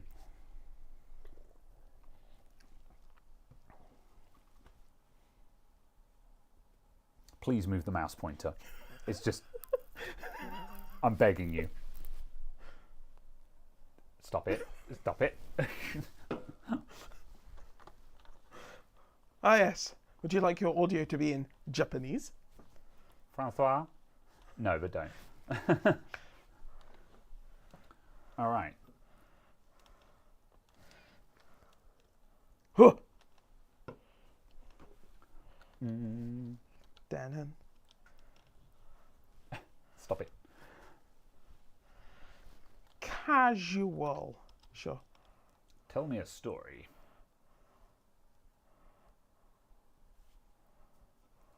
This is not just a story. This is our future. At 30 FPS at the moment, apparently. I'm assuming it will uncap when we get in-game. No, we're still 30 FPS capped, apparently. Yes. However, we're also doing this basically not on boost clocks, which...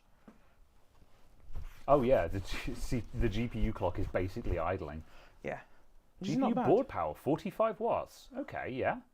Yeah, oh yeah, this reminds me, this is the other thing, is that we want to see if, because AMD have apparently improved their idle power consumption as well. Because this is something I noticed when I was running your 7900 XTX, is even though the actual power consumption was not too dissimilar from my 4080, the 7900 XTX would basically bang up to like 200 watts if you had YouTube open, kind of thing. You know, it would be like video decoding, better fire up those cores, you know. And apparently the new ones have improved this. Ultra. Cool. So we're only running at, this is 1080p, isn't it? Yes. Yeah. Also, your options for frame rate are 60 or 30. Does the game top out at 60? Yes. Yeah, fair enough. Yeah. I mean, the monitor, the monitor is 60. We could still overdrive. Yeah, but whatever. Doesn't matter. At least if we're running 60 FPS, we should actually be hitting it with an actual load now. Yes. The actual load. You're in the menu. My God. No, it was just we're an hour and a half into this stream and we still haven't actually put this thing under load, you know? Yeah. Oh, this is... Yeah, this still isn't a big enough load to actually... No, it's but... still at 60 watts. Yeah. That's cool. That's kind of more my interest in Yeah, this, just because I know... Hold on, wait. We'll have to skip through all of this. Blah, blah, blah. The intro section. Blah, blah, blah, blah. Also, holy crap, the frame tears. Yeah. It's because the game actually caps to 59.99 FPS. Weird.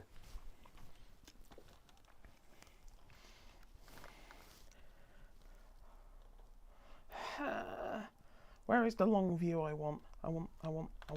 Oh, have you got a difficult scene? It's not massively difficult, but it's just the fact of there's where you can see just slightly more characters and so on. Yeah. There you go. Turn the camera to the right. Let me... You've got to talk to Captain Allen. Oh, well. But yeah, it's also just the fact that you can do that on like 66 watts now. And I remember when I first played this and it was just like 400 watts! Yeah. Yeah. So, yeah, even still. Yeah, so like, this isn't because this game is getting fairly old now, so like this isn't a mega challenge, but still, this is demonstrable that at about 50, the GPU is sitting at 40 to 50% load, and it's only at 60 watts. That's a very good start for just general efficiency. Also, just the fact of I still maintain that this is some of the absolute best character rendering. Yeah, I mean, it looks great. Like, Yeah. that doesn't make it difficult to do per se, because this might just be a very well optimized game, you know. However, yeah, it's visually very impressive. But yeah, Yes. this is the 9070 XT, just in case you were asking Polyphides. You can go for resolution scaling. Yeah, can't we do... yeah, isn't that what super resolution does for us? It overscale, or oversamples. Probably. Because we could do that to... advanced. Push it harder.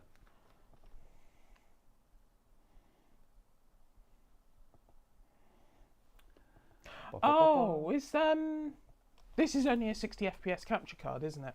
Yes. That's why the display isn't coming up at anything faster than 60. Oh, yeah, because the monitor's 120, isn't it? 165 or Oh, 180. yeah. Yeah. I was like, oh, what's going on here? But yes. This is why we have the XR1, because the XR1's got 120 FPS pass-through, but I left it at home. So, sorry. The one time we actually care about high refresh pass-through. Yeah. Unfortunate. Are any of these standalone? No. I don't think so, but have we got Steam installed on this? No. Because it just means that, yeah. I mean, it's not going to take long to stick Steam on here, and then we can just copy pasta these games in. Yeah, that's fine. Yeah. But it was just a fact of no, we didn't. So, Steam. Yeah. All right. Hold on. Store.steam. I'm just going to come off of this scene while we're downloading and probably logging into things and such. Yeah. Yeah. Oh, so those are your Steam games. Can you scan the QR code when it asks? Yeah, I'm just going to get my phone. I'm just going to find my devices. Where are my devices? But yes. That's a shame. But the blender thingy doesn't work. Yeah. Blender open bench GPU. Blender open bench.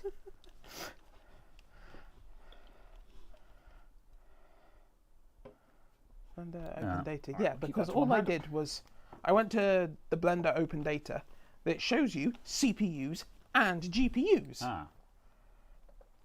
See? Top CPUs, top GPUs. Yeah. And I went, because it shows me the CPUs and the GPUs, it will collect data for the CPUs and the GPUs. One would imagine, yeah. So I then went, where do I get it from? I download it from here. So I Yeah. downloaded it from here. And then just the program just didn't have any options in it. And then it just doesn't have an option for this GPU. And I'm just like, okay, Whack. no thanks. There we go. Fair enough. Whoop.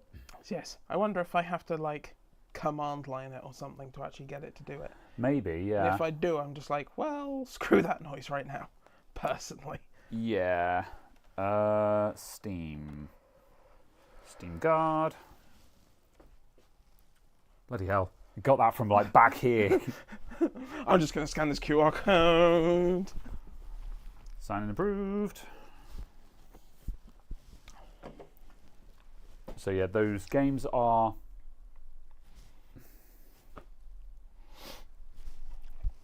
Come on. There we go. Yeah. Loading. Yeah, those games aren't in a proper Steam library format. I just copy pasted them. So you'll probably want to add the library and then move whatever folder you want to use into that library. If that makes sense. Hold on. Wait, where's settings? There's settings. Yeah. And then library. Right. While you do this, I'm just going to quickly use the washroom. I will be right back. How do you add another library? Downloads you want, or storage. One more Yes. down. That's take a it. I'm going to the loo. I must take my cider for the journey.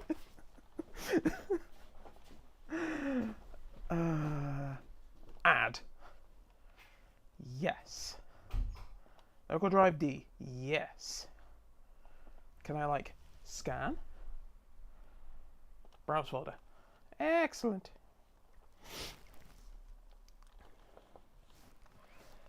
Huh. Oh, friggin' clicking on stuff. Wrong stuff. Come on.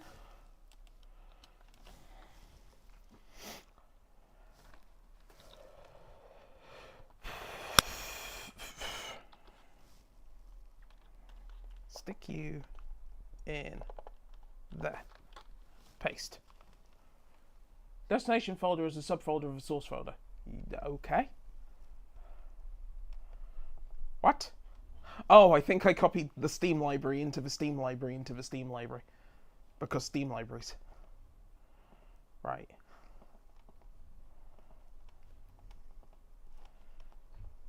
And I'm going to quit Steam. And I'm going to open Steam. Right. So, I've put everything in the common folder. So when we open Steam, Yes. we should then be able to run something. Yes. It will either say they're installed or it won't say they're installed, but you'll be able to Offline. verify files on it. So, Library. yeah. So if you just try and... Deep.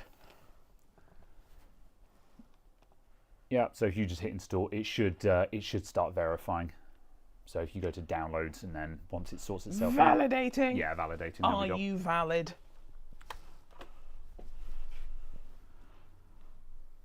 Brrr.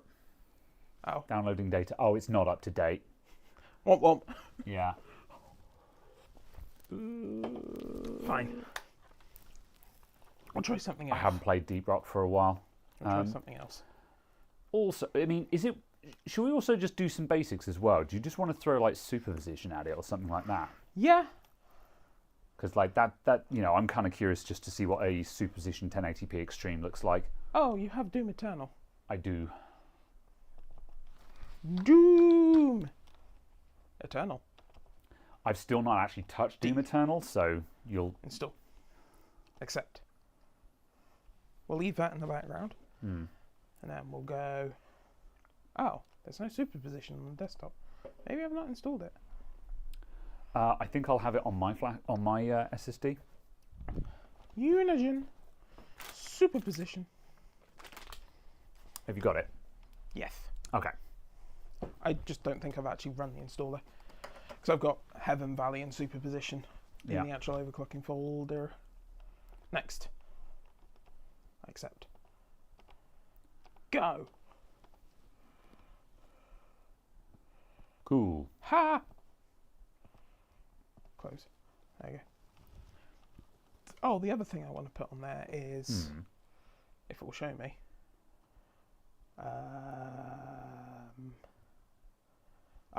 metrics.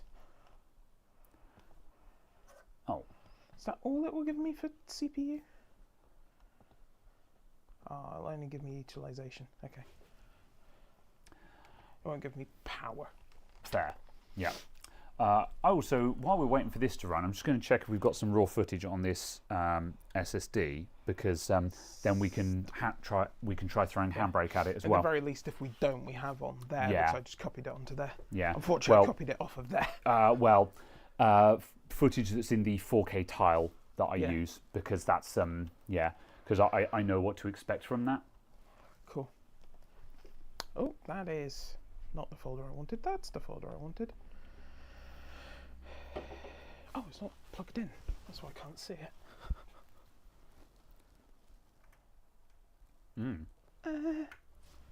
Getting there. Elutang. Ugreen. Tools. Handbrake. Is that the latest version of Handbrake? It is the latest as of something like 2025. Yeah, good. Yeah, Yes. It's not old, basically. Yeah, yeah. something. Yeah, because a couple of Recent. versions ago, the update was fairly substantial, sort of thing. So 1080p Extreme. smash it. Run. Dun, dun, dun. Anyway. I see. Cool. So this should bash it over the head pretty hard. So Superposition is like 100% GPU load kind of thing.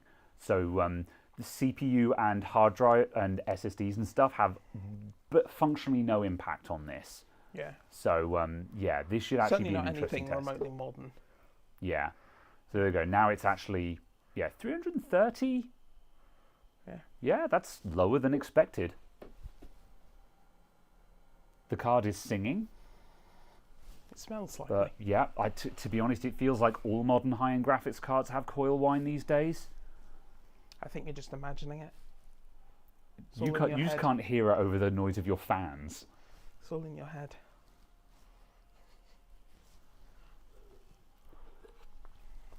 Let's see. I can't remember what kind of frame rates are normal, but yeah, 95% utilization. It's not hitting like 99, but That power consumption is lower than expected. I thought this card was going to sort of be looking for 400. Because like the TDP is 350, isn't it? I don't know. I can't actually remember. You'd have to do a Google.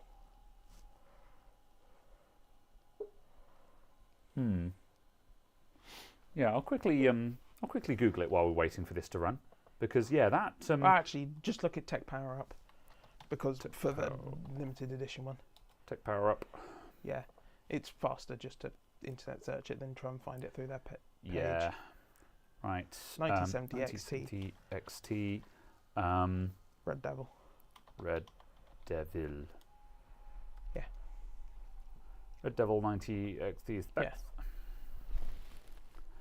Okay, right. Board design. TDP is 304 watts. Yeah. Wow, so it's blowing past its TDP then. Yeah, I thought the TDP would be higher than that. So yeah, it is blowing past its TDP, but also the TDP is lower than expected. So yeah, that's not bad. Like, and for comparison, the 9070 XT is, I don't think it's not fair to say that it's trading blows with a 4080, but you can put it in the same, you know, it's in that band, you know, it's certainly. Yeah, it's like 10% slower. Yeah, that's it. It wants to have a fight with the 4080, and the 4080 is a solid 350 watts kind of thing. And that's NVIDIA. And considering AMD tend to be less efficient, 14353, that's not that special. I thought it would be higher than that. So possibly some stuff going on in the background there. Also, though, this is just our benchmark. Yeah.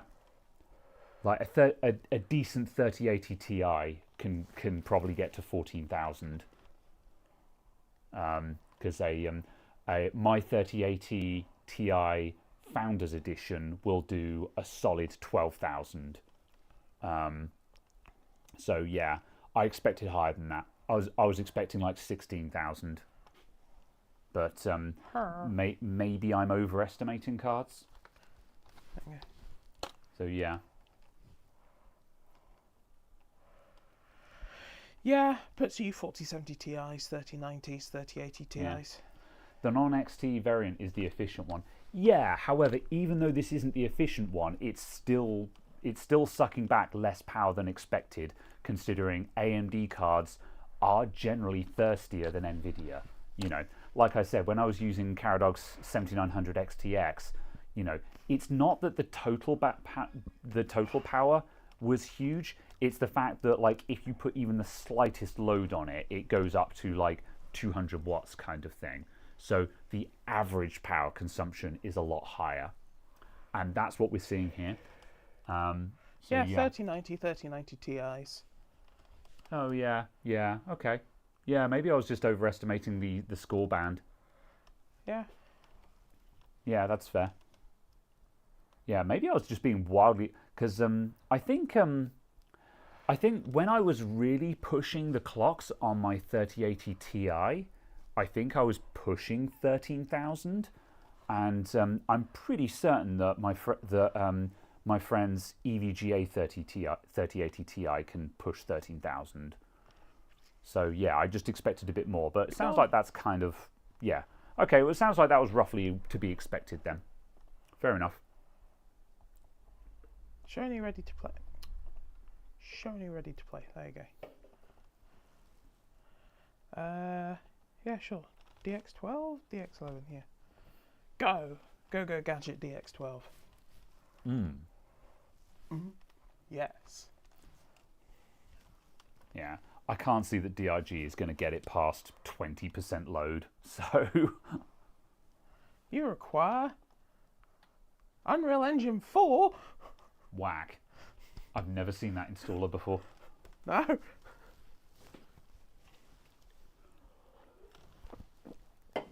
Would you like some prerequisites? Gamers Nexus did a video on how the 9070 non-XT matches NVIDIA in efficiency. Yeah, I saw that pop up. I haven't watched the video, but I'd seen it pop up.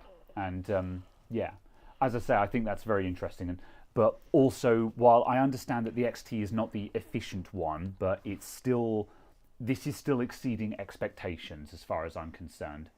You know, like, again, I feel like this card is using... Woohoo! This card is using less power than I expected it to, is what I'm saying. You get a hat. Wow. You get Wow. performance points. You get new weapon maintenance. Wow. Woohoo! I haven't played DRG for a while, so I've no idea where this game is at now. Options. I think the last time I played was when Drill Deeper first came out. Oh, max FPS. Off. What have we got? Off, FXAA, TAA. Oh my god, TAA is still experimental. Custom. Fine. Yeah. Scroll. Thank you. I don't think they're doing much Ultra. tech-wise for this game. Although you can run this game in like 7 different render pipelines, which is kind of impressive. Okay. Although I think that's probably just simply because it's demonstrably a UE4 game. Although I'm surprised it's UE4, I thought it would be UE3. Oh, hey, the decorations look well cool. I hope they've got voice lines for those. Her.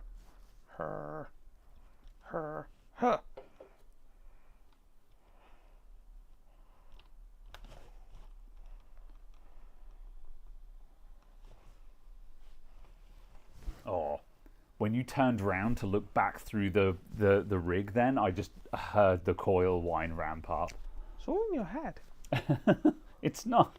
All right, that's It's not 85, real. 86, and that's 180, 190 watts. So yeah, again, it's cool. Like, it really only ramps up to 300 watts for that last 10%, doesn't it? And like, and like, yeah, if we look outside where there's nothing, it just, look at that, 75%, and we're down to 90 watts. At 343 FPS. Yeah, like, that's legitimately amazing. Like, I'm trying to find ways to actually express to you guys that this is impressive in terms of efficiency. Like I said, AMD had a big issue with their cards having very high idle power consumption. This is the opposite of that. It's not that the performance is mind-blowing, but it's only sipping power. It can use power, but it's not using it unless it really needs it. And yeah, if you stick on that frame rate limiter, now it drops to 30%, and we're sitting at 60 watts. That's brilliant. Yeah. Like when I did my AMD challenge with your graphics card, pretty much the only complaint I had, and I said it to you at the time, the only complaint I had was that it was a thirsty boy, in that the average power consumption was very high. There you go, even looking this way, which is, obviously the more intense scene. Yeah. 75 watts to maintain that. That's pretty damn good. That's very impressive. And that's the thing. So the total power draw being, 330 watts or so that's less than expected, nothing to write home about. That's about what we expect for the performance of this card.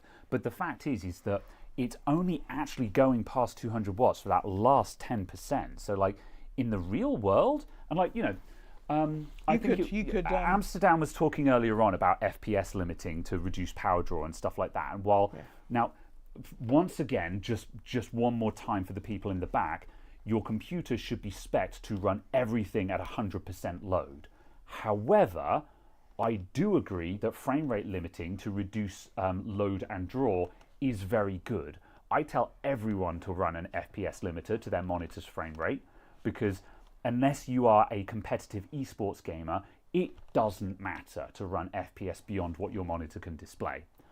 And so if you frame rate limit, you're probably going to half the power consumption of your computer. And we're seeing way below half power consumption here. That's legitimately really cool. Turn on VSync, the best frame limiter. You shut your mouth, Mike. You shut your mouth. Although VSync is not as awful as it used to be. However, a frame rate limiter is still better than VSync. Whack. Hmm. Ah, there. That's how you exit to desktop. Boop. Get with the 1440p benchies. Yeah, we don't have a 1440p monitor to hand. So, if you want benchmarks, go and watch the reviews. We're kind of just messing with it at the moment. And also, we don't have a 1440p monitor to hand. Although, we could plug it into the, we could run it into the Elgato Camlink, which is 4K. We don't get pass-through on that, but that would give us 4K. At 30 FPS. Yeah, but it would probably do 1440p as well. I don't know. Well, I don't know what it would do. Yeah, we're not really prepared for that. Yeah, we're not really here to benchmark this thing. We're kind of just throwing stuff at it and going, look at the numbers, kind of thing. Yeah. Have you got a copy of Cyberpunk? I had a copy of it. Yeah. But yeah, although again, every mainstream outlet has already benchmarked Cyberpunk things. We're kind of trying to look at things that other people have not benchmarked. No, so I can't remember. God, tell me you can play this game without a Bethesda account. I don't think so. Oh my God, I hate it. Yeah, I know that you can skip it by saying something. Hold on, wait, what? Play on a mobile device. Huh? Oh, I see. Oh, that's just remote play, yeah. Yeah. Fair enough. Hey, you played for the first time today. Wow. Playtime, 1 minute. Woohoo! Oh well. You can skip it by turning the internet off. Sure. That's not really a solution though, because I like the internet.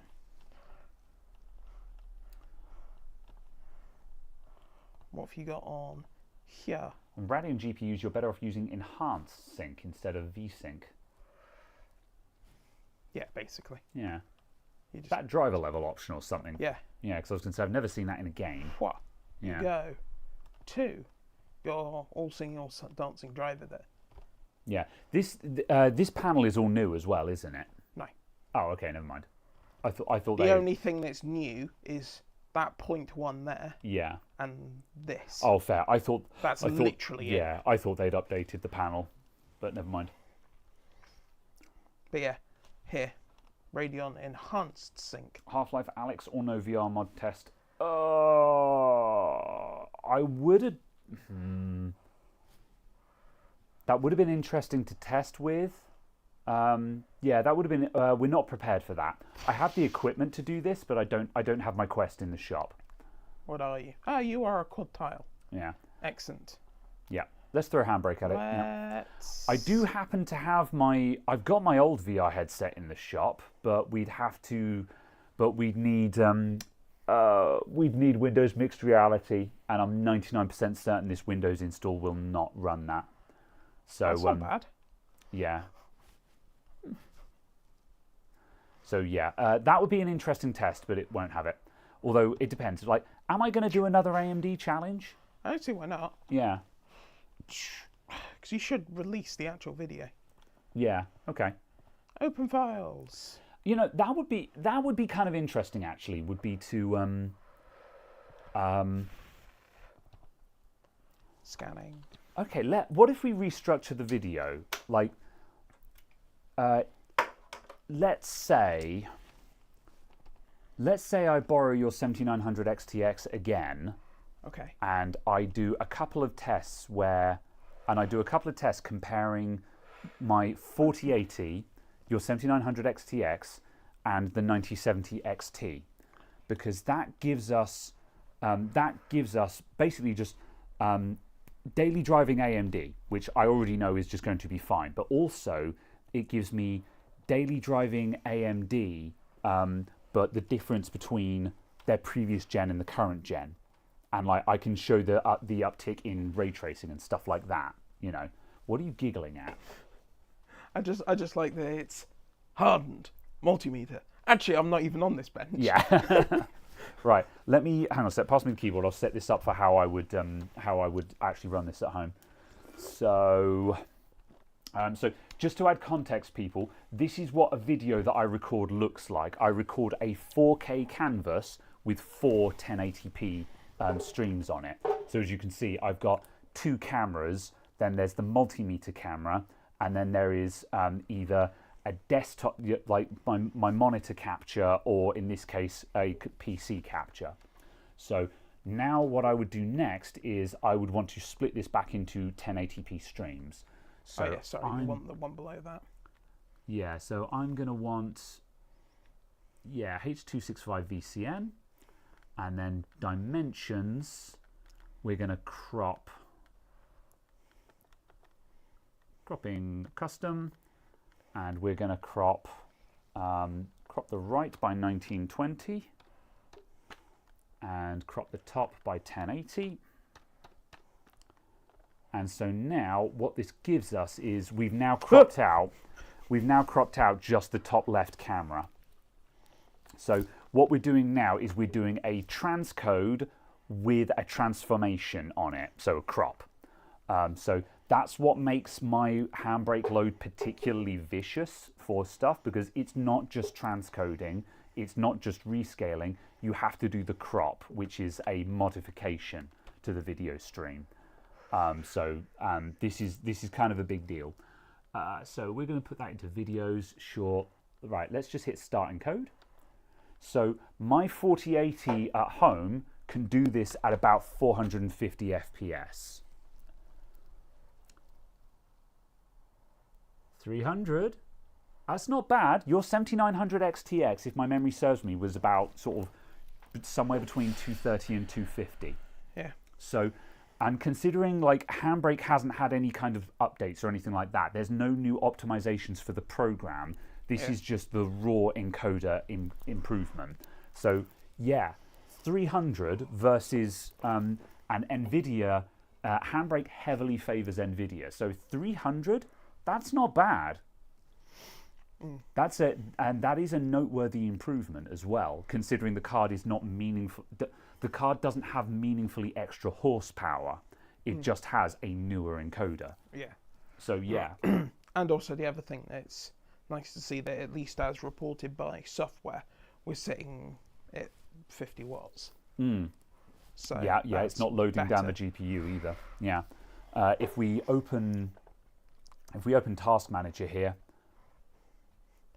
and actually make that readable, let's go to Performance, GPU, and what we'll see is if we just change the compute to video codec engine, there you go. So you can see that the 3D engine is basically idling, but the video encoder is maxed out. That's also good, and our CPU is sitting at a cool sort of 27 to 30%. So it is leveraging the CPU, but yeah, we've got 2 cores that are heavy. Yeah, but pretty much all the heavy lifting is being done by the codec engine, and this is also good because it means that crop is probably being done in GPU. Yeah. Because if the crop was being done on CPU, we'd be seeing 100% CPU load at the moment, or at least very high CPU load, and we would be CPU bound as well, which would tank our FPS. But it is doing all the transformation in hardware, and it's actually giving us a decent output. So yeah, that's a noteworthy improvement. So yeah, that's against no. I'm even at home I'm encoding on MP4 because I edit in MP4. So yeah, because I use archaic editing software that has no idea what the hell an AV1 is. So yeah. Do I look like I know encoder? what a JPEG Yeah. is? No, this is using actually, hang on a sec. Well, no, it's using the AMD one. Yeah. VCN, video coding, I don't know what VCN stands for. I don't know. Yeah, it's AMD's equivalent of NVENC. Yeah. Just for funsies, let's stop that. Stop. And let's go to QuickSync. You can't. Why not? I presume because there's no graphics driver installed for the iGPU. Oh, okay, fine. Yeah. Oh, okay. Yeah. If we had set that up, then we could do quick sync. That's not going to tell us much. No. I'm going to try this though. I'm going to go, huh. Okay. And then we're going to try. We're going to do some other just random tests while we're here. So we're just quickly plugging into. We've just plugged the HDMI port into a Type C to HDMI adapter off of the motherboard. Given that we don't have GPU drivers installed, I doubt that's going to work. No, but it was just a case of did we get anything? No. Yeah, if we had the GPU driver installed, that might work.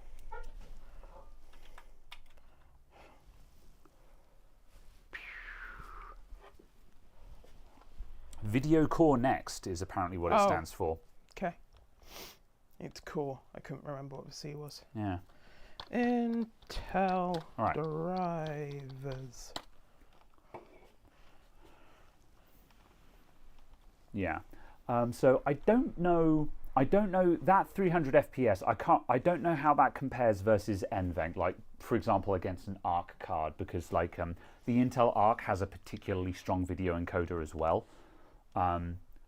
But yeah, I'm not sure how that compares, and we're streaming off of the Alchemist card we've got at the moment, so we can't really do any demonstrations of that right now. We could pitch it against the CPU. The CPU is not going to be strong, but it might, it will spit out a number at us, and and that would demonstrate how much faster a graphics card can do this. Because there's two times when you want video encoding. Is if you're just doing like a game stream or a real-time stream where you only need to achieve, say, 60 FPS, then your CPU can do that no problem at virtually no overhead. However, if you're transcoding in Handbrake, you want blazing performance because you want to encode at the highest FPS humanly possible. So yeah, that's the difference there. The CPU video encoder, that is designed for real-time encode and decode, not for video transcoding. While it can absolutely do transcoding, that's not what it's intended for. Can I have driver? Intel, please. Give driver. Have you considered going to the Intel website? Yeah, which driver do I need? Arc and Iris Xe, I guess, right? Is it? Yeah, it's going to be Iris Xe. Yeah, probably. Or what if you just go to CPU drivers? Oh, maybe. Yeah, I think it's a unified driver now anyway. I think. Yeah, Yeah. I think Intel have done the same thing that AMD and NVIDIA have done, and their graphics driver just covers. There you go. Yeah, it just covers everything modern. There you go. Yeah, all the way back to 11th gen. Yeah, that's fair. Wild. How big is the driver? Big. 800 megabytes. That's not terrible. No. Yeah, not devastating. iGPU might be disabled in BIOS. No, because we did a BIOS reset before we started this stream, so it'll be on by default. Should be. Yeah. Cool. Let's see. So we've done that. We're going to mess around with the Intel graphics a little bit. And what else do we want to throw at it? We could I don't know how big Classroom is to download, so I don't think we can do anything. Also, I don't think it's worth doing much in Blender right now because we don't have any comparison data points. So while we can have it spit out a number, I couldn't tell you whether that number is good or not. So yeah, I could grab a Blender file of my own, open it and do a render and just tell you whether it's fast or not, because I know how quickly my PC would be able to do it. Yeah? Yeah, okay.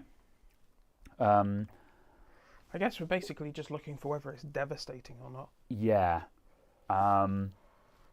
So obviously if your PC is seconds and this is tens of seconds, that's fine. If it's minutes, it's not fine. The problem is that file is, if we try and open it, all of the materials are going to be messed up because I haven't prepared it.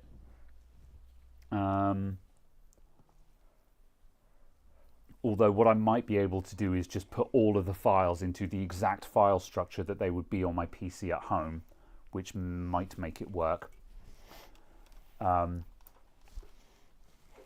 well, while you're doing this, I'll quickly grab, because it should be sitting on my Google Drive. So I'll just quickly see if I can grab my Blender house. My house. In the middle of a Blender. Brr. Checking prereqs. No. There are no devices to install a driver to. Oh. I mean, yeah, maybe the iGPU is disabled if there is a. Which CPU did I buy? Let's double check which I was going to CPU say, I purchased first. Did you actually get the F SKU? Yeah, no, I it's have a okay. K. Yeah. I should have Yeah. a GPU. Maybe it has turned off by default because there's a PCI Express card present then. Maybe. Yeah, I thought the modern ones didn't do that. Also, why are you like this? How did I do There we go. this? Right. Wop, wop, wop. Let's see. Turn off for sounds looks like Graham's at an 80s disco with a beer in his hand. Okay. Well, I am doing that thing where I'm sort of, I'm probably standing around being like sort of, you know. I'm doing the robot. Sure. If that's what you want to call it.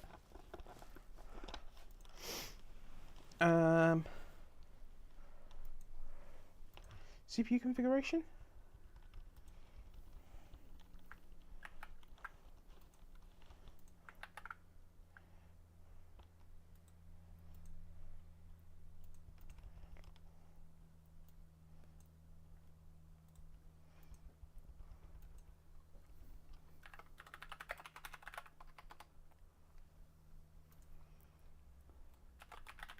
Tool.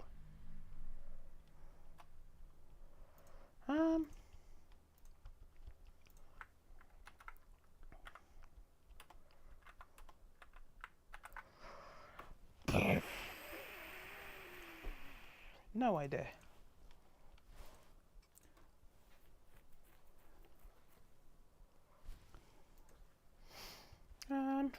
I'll actually download the Blender installer as well. Oh, cool. CPU configuration? No.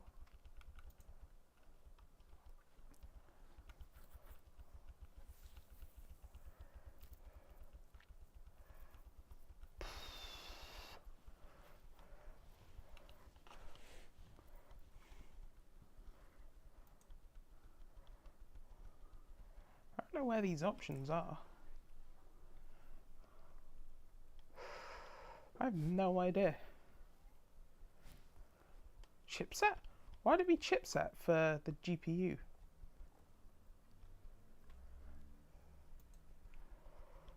I don't know. iGPU multi-monitor? Ah, interesting. Yeah, whack. Very well. We will enable you. You are now enabled.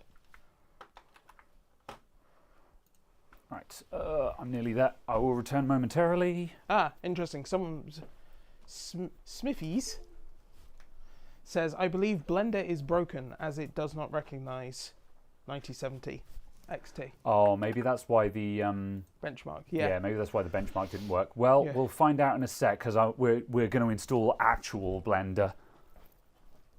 Actual. Yeah, and like that might be. It's possible that's going to be a short-lived adventure based on what you're saying. Actual. Actually, Blender doesn't work with the 9070 XT.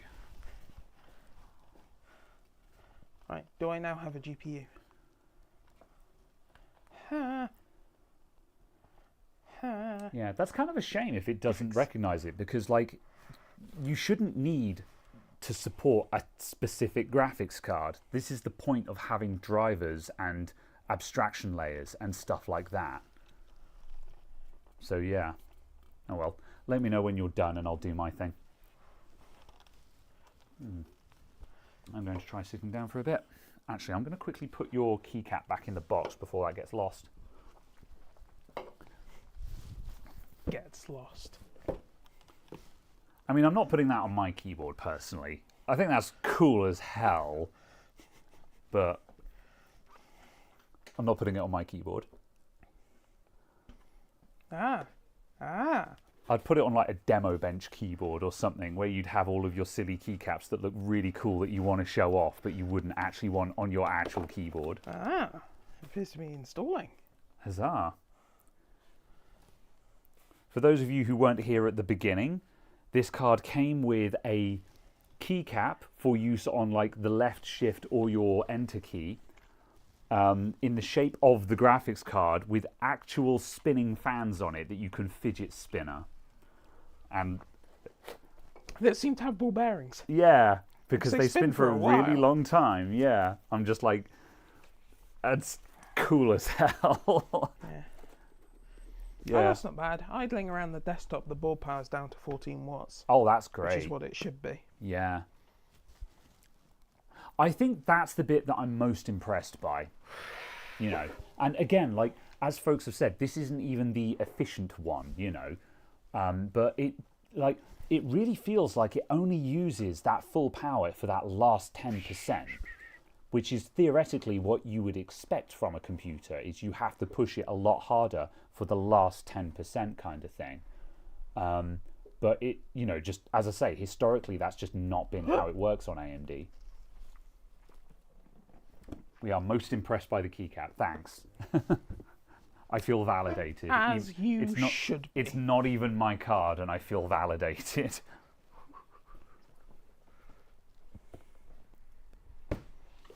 It's okay. I'll just do a hit and run on your 4080. What? What?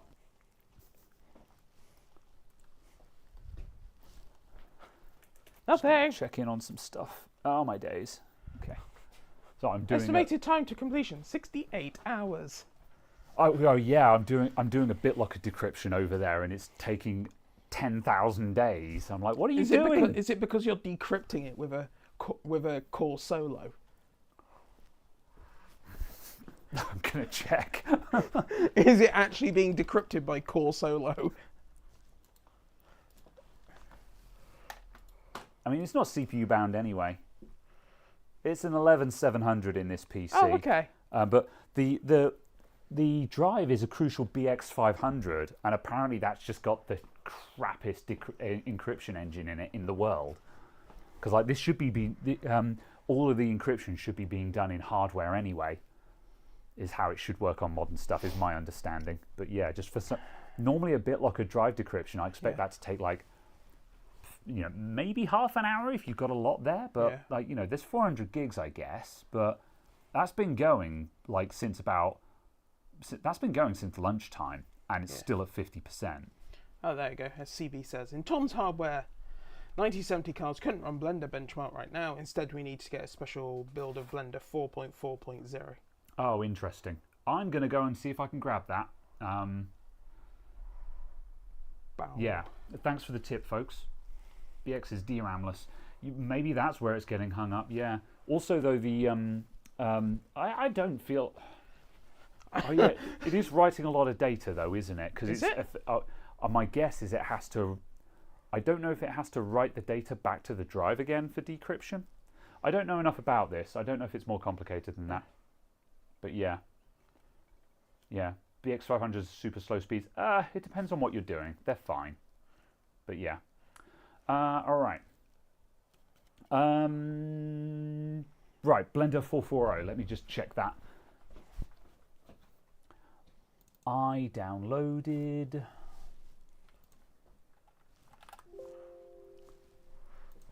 Searching my 1000 item download folder. Silence. Silence. Also, I'll have you know it's 649 item download folder. I'm pretty sure that makes it worse. Woohoo! Reboot.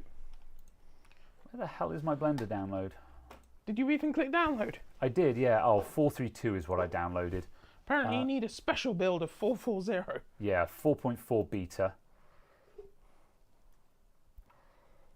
Yeah, there's a 4.5 alpha or a 440 beta. So, and I want the x64 version. I'm coming back for my drive again. X.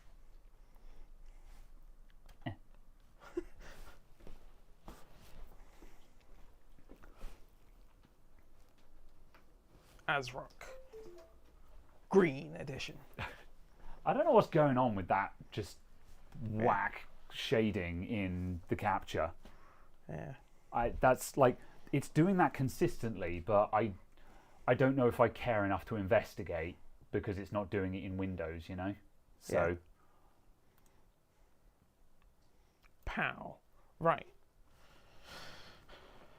So if I pull this out, boop, boop, Ah! and then plug this in, huh! We don't actually know if this adapter... Oh, it's doing something. Hey, there we go. Picture! Cool. Neat. Okay, cool. So that adapter also works for PCs and works consistently because we're like one of the reasons why we wanted to test this adapter is it's intended for use with MacBooks and there's no reason why it wouldn't work with other stuff, but we just wanted to know whether it would actually work with this motherboard in case we were black screened on the GPU or something like that, you know. Yeah. But yeah, that seems to work. You've received a gift. I have. Yeah, Bold sent me a copy of Ducky Ducky Literature Club. No. Baldur's Gate 3. No. I've forgotten the name of it now, but I still need to accept the gift. I saw it pop up, but I just haven't clicked on it to go, yes, yet. Oh, interesting. This isn't an installer. Okay. Ah, interesting. This port does not work very well. It is in fact only the Thunderbolt port that works, which is entirely expected.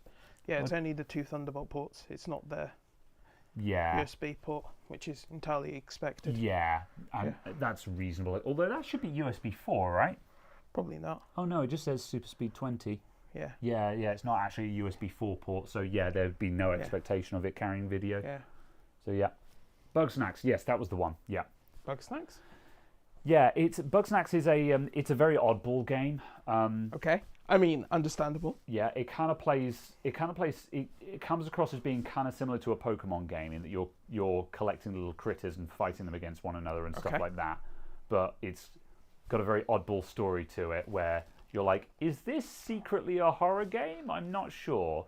However, but the thing is, I haven't seen the end of the game. I've just seen like 75% of it, so I don't actually know what the answer to that question is.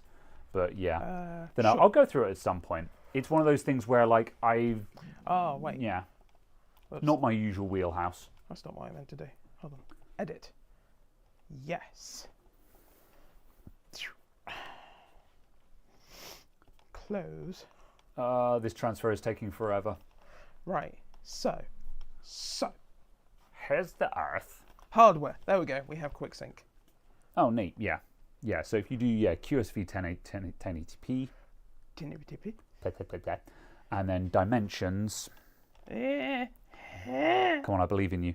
Cropping custom, and then do left 1920 and bottom 1080. So we're chopping off 1920 from the right, and yeah, blah blah blah. 1080. Start. All right. There you go. Let's see what we get. You get 80 FPS. Yeah.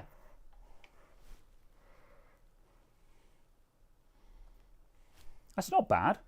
You know, like that's still enough that it could do that in real time. So, you know, that is decoding a 4K video, modifying it and re-encoding it at 80 frames a second, which is nothing to sniff at. That's a tall order. But yeah, that does demonstrate how, I don't know. Oh yeah, of course, it counts as a GPU. Yeah, so yeah, there's the video decode, and there's if you switch one of them to video. Yeah, video. Processing decode. Oh, there's video. two. Video Decode decode number one? 2. Oh, it's got 2 QuickSync encoders in it. Yeah. That's interesting.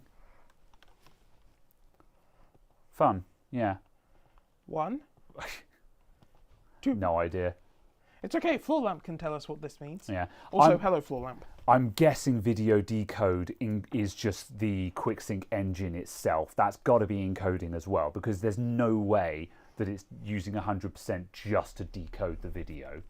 There's no way that maxes it. So video decode must just mean the QuickSync engine, basically. So yeah. But yeah, there you go. So yeah. We have some compute. Oh, that might be the transformation process, which is slightly interesting. No engine. Yeah. Help.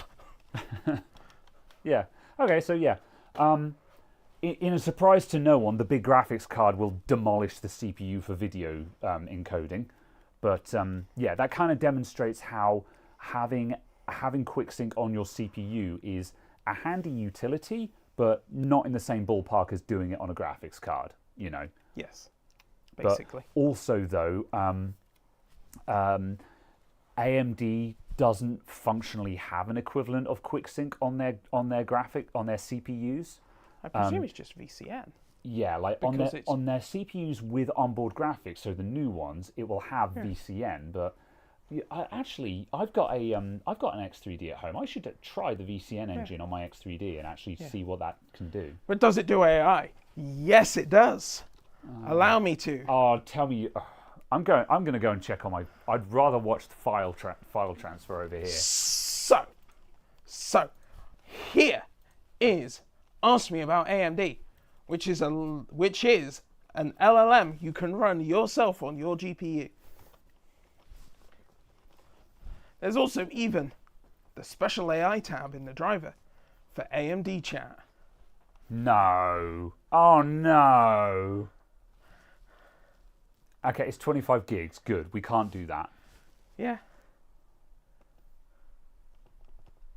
At least it's off by default. Like you've got to actually they didn't bundle this with the drivers. They didn't force you to download 25 gigabytes worth of drivers for their AMD nonsense. Download a 26 gig driver. But it's a case of it's like you can it can do the usual things of you ask it the question of like, oh, how do I improve the FPS in this game?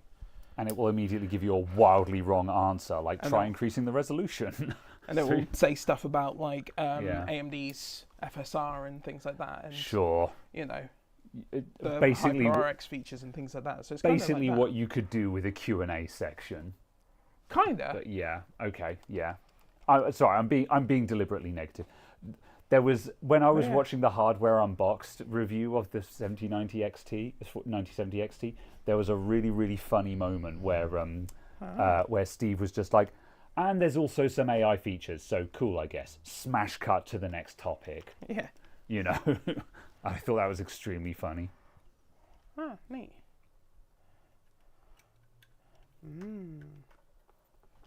Preserving good old memory. I don't like it.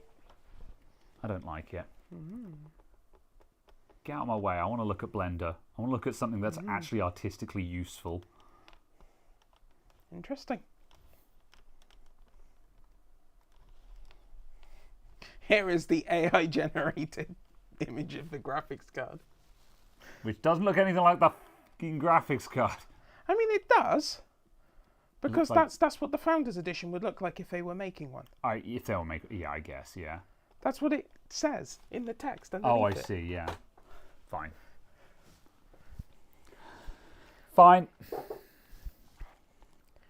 Right. Okay, so here's the Earth. Here's the Alutang. Okay. Oh, there. Yeah. For a minute, I thought I hadn't put it on here, and I was about to scream. So I need that. And Google Drive. I'm going to copy that to D.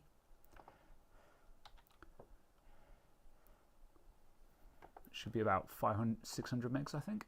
Yeah. So what I've done, this might not work. This might be a very short-lived adventure. What I've done is I've put my Blender files in the same directory structure as they would be on my PC at home. This should make sure that all the materials don't break, because I haven't set up the file to be portable as such. So if you open it with the file in a different location, where it's trying to reference materials that are in another location, those materials will just break. I think this is going to break, but I'll try it. Before you launch Blender, yeah. Oh, okay, yeah. Actually, put it on. let me plug in the actual GPU. Yeah. There we go. Yeah. Do you do all your prints in Blender? Yeah, I do. I design stuff for 3D printing in Blender because I'm a scrub. Blender is not for CAD, but you can do CAD in Blender. And I'm already familiar with Blender because I tinker with 3D models in Blender anyway. So that's why. Right, this is some weird beta version. I don't actually know what I'm running here. Viruses. Let's see. All right, that looks like it's loading Blender. All right. Hey, look, they gave it the Flow banner. This cat is from a movie called Flow, which was made entirely in Blender and just won an Oscar, I think, or a Grammy, or no, Grammy's music, isn't it? I think, or movie award, or a prestigious movie award for a movie that was made entirely in Blender, which, as a reminder, is open source software sort of thing. So that's kind of a big win for the Blender community, because a real movie was made in Blender, kind of thing. BAFTA, that was the one, yeah. So kind of cool. Right, continue. Right, I want to open a file. Like I said, this might be a short-lived adventure. This might break completely. And if it breaks, I'm not going to put in the time to fix it, because it's going to take a while. Ah, yes.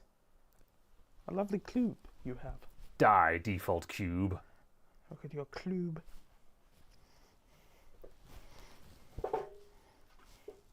It's going to take a while to open this. Okay.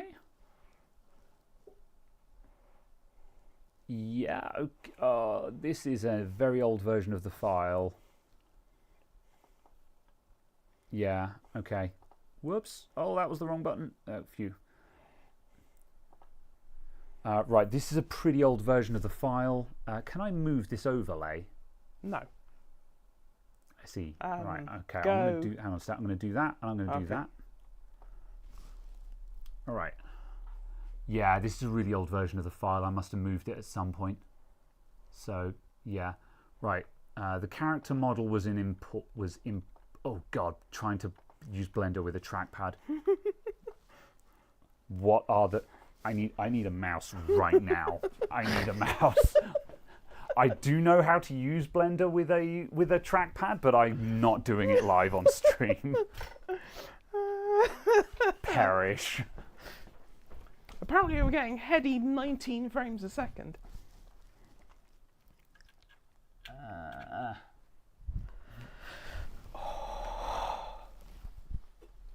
That's not the first movie made entirely. No, it's not the first movie made entirely in Blender, but it won a BAFTA kind of thing, you know. So yeah, it's one that has had actual noteworthy recognition per se. Right, let's see. Have I got a camera set up here? Yeah, this is a really old version of the file. Hang on a sec. Is there a camera in the corner? No, this file is ancient. Okay, that's fine. We can still work with this. Okay, right, hold on. Oh. Let's see, what do I need? Add camera. Let's just go to that and see through. Top down view. Actually, just go to wireframe. Okay, right. Let's put that up there. And let's just quickly set this one. View, camera. Oh, that's where the camera is. That's why there is a camera. It was just looking at character model. Right. Where's the camera I've just added? That one. Make that the main one. Right. Let me just actually aim this camera at something useful.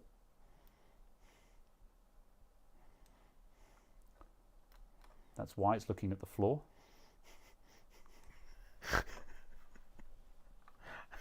I do know how to blender. Okay, now we're getting somewhere. Right, camera. Let's just pull that back to a wide angle at 30 mil. Wow, okay. I'm not going to spend time setting this up. We just want something basic. Okay, right. Now I need to quickly jump to make sure that Blender can actually do stuff. So, preferences, system, CUDA. No compatible GPUs found for cycles. Yeah. Yeah, no, we're cooked. I should have checked this as soon as I opened it. There's probably a world where we can make this work, but it is not seeing it by default. Let's Hello, see. Motor. If I go to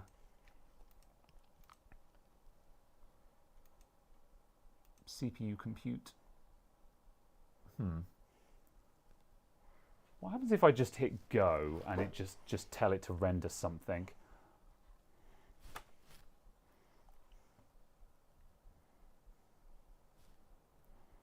It's doing it on the CPU. Yeah, yeah, because the GPU is doing nothing, yeah. That's not bad going for CPU only, to be honest. However, yeah, that's not GPU, so yeah, that doesn't help us. 24 cores. Oh, that's probably why it's actually fairly quick, because it's got a lot of cores, yeah.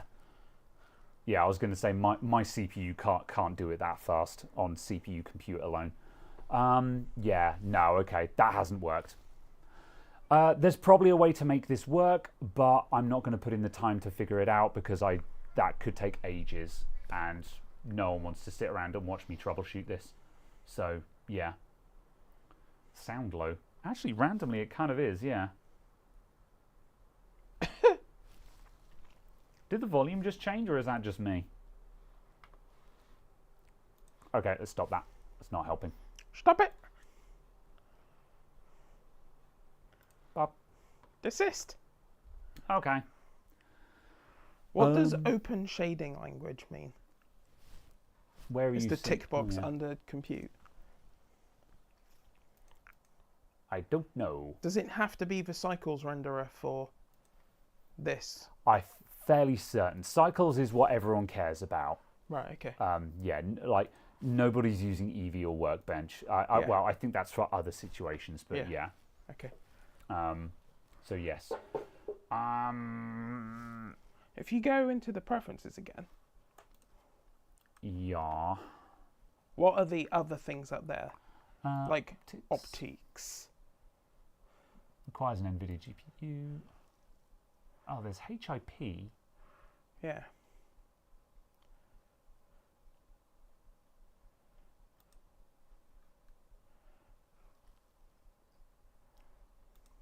Open API. Yeah, because the Open API you can do Yeah. on, hold on, go to the Open API, because that you've got the Intel graphics. Graphics. Yeah. You can embry on your CPU. I love Embry. I don't know what that is. Okay. Close that. Oh yeah, we're getting GPU compute now. Yeah. Oh, that might be it. Yeah. Okay, let's hit that again. There we go. Wah. Okay, so this isn't very scientific. This is me just looking at how quickly it's gathering samples, which is this number up the top here. And that's not bad. And in fact, what I might do, yeah. In fact, I go so far as to say that's pretty good. Now, this isn't a super complex scene, because like I say, it's an older version of the file. But yeah, that's nothing to sniff at. Oh, that's cool. It's actually finally added in the light. Yeah, it makes a very noisy image at first, but afterwards, yeah. So yeah, this isn't super complicated. There's not a lot of light sources in here, and there's not a lot of... I haven't, in the newer version of this file, there's props all over the counters and stuff like that. Yeah. I've added in all of the details. This is just the broad strokes. But it's still having to do, like, we've got reflective surfaces here, glass top cookers, and we've got glass windows and stuff like that. And yeah, that render time is a very unscientific, me just looking at it and just seeing how fast it went. Oh, is seems Handbrake fine. still running? Yes. Yeah, that's doing it on CPU though, so no one cares. Oh, yeah. That's But also quite funny though, yeah. Oops. Yeah. Okay, yeah, kind of interesting. So the reason why I had major concerns with AMD and Blender is I have a friend who very recently built a new PC, and I helped him spec the PC, and I was like, get an AMD graphics card. You want Radeon. You don't want to buy any of this NVIDIA nonsense, blah, blah, blah. And he bought a Radeon. I think it was a 7800 XT. And he was You very... said 6800. Oh, it's either a 6800 or a 7800, not sure which. Yeah. But yeah, and he was very happy with it. But then, like, literally, like, a month or two after building this PC, he suddenly got into Blender hard. And he was just like, sort of, oh, I've got to render again. I'm like, who cares? It takes 30 seconds. He's like, what? He was like, no, I hit the render button and I go away and make a sandwich. It takes like 10 minutes kind of thing. I'm like, what? What are you talking about? Clear, so like, this was like cataclysmically slow, that, so then either this is blazingly good at it or there's something wrong. But also, when I had your 7800 XT, I was not XTX. I was not blendering either. Yeah. So again, this is why I'm kind of interested to rerun my AMD challenge with this card and yours. I basically want all of your graphics cards. Give them to me. It's okay. It's fine. You'll just use your secret other graphics card you've got somewhere. It's fine. I'll use the other card. Yeah. I'll use the other 9070 XT. Yeah. Did you actually buy two? I don't know. I see. I have paid for two. I see. Well then. Okay. I don't know if I've actually ordered two, but I've paid for two. Understandable. Have a Radeon day. Yes. I have had no confirmation emails.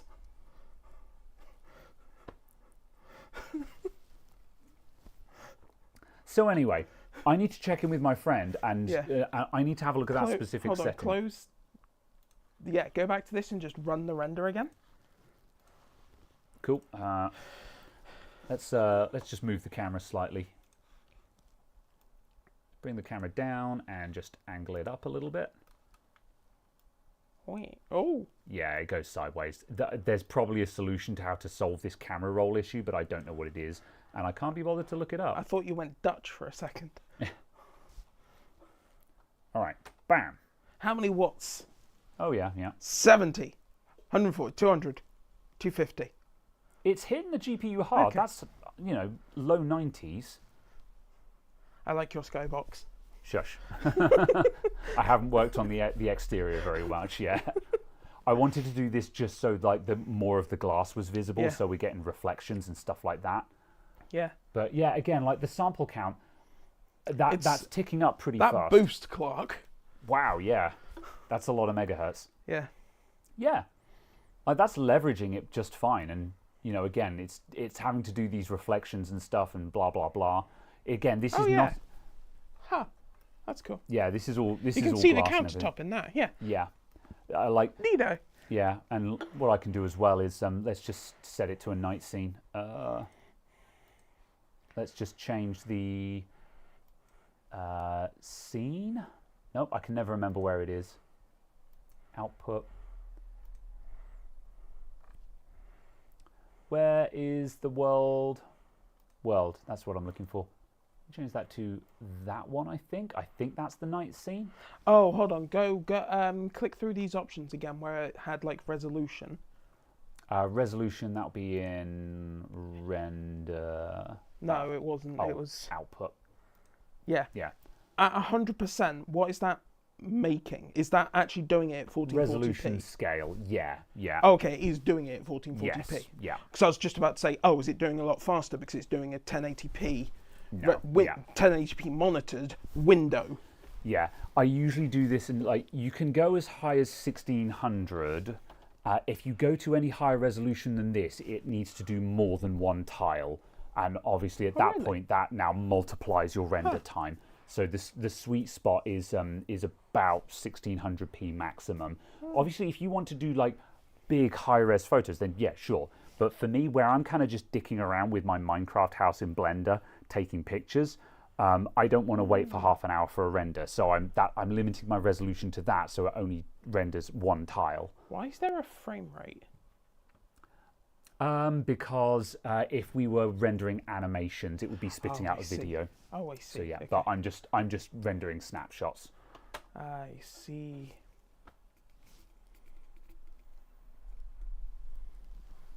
Yeah. Yeah. So obviously now, because we've got the night scene, there's more reflection visible in the glass. Yeah. So yeah, and because we've increased the resolution, that's it's still going. That's still pretty quick.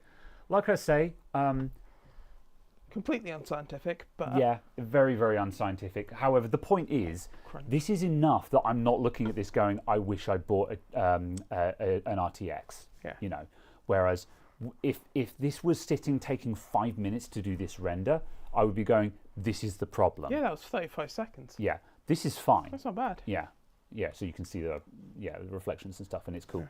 So yeah, that's fine. Nice. So yeah, as a very unscientific test, that is completely fine.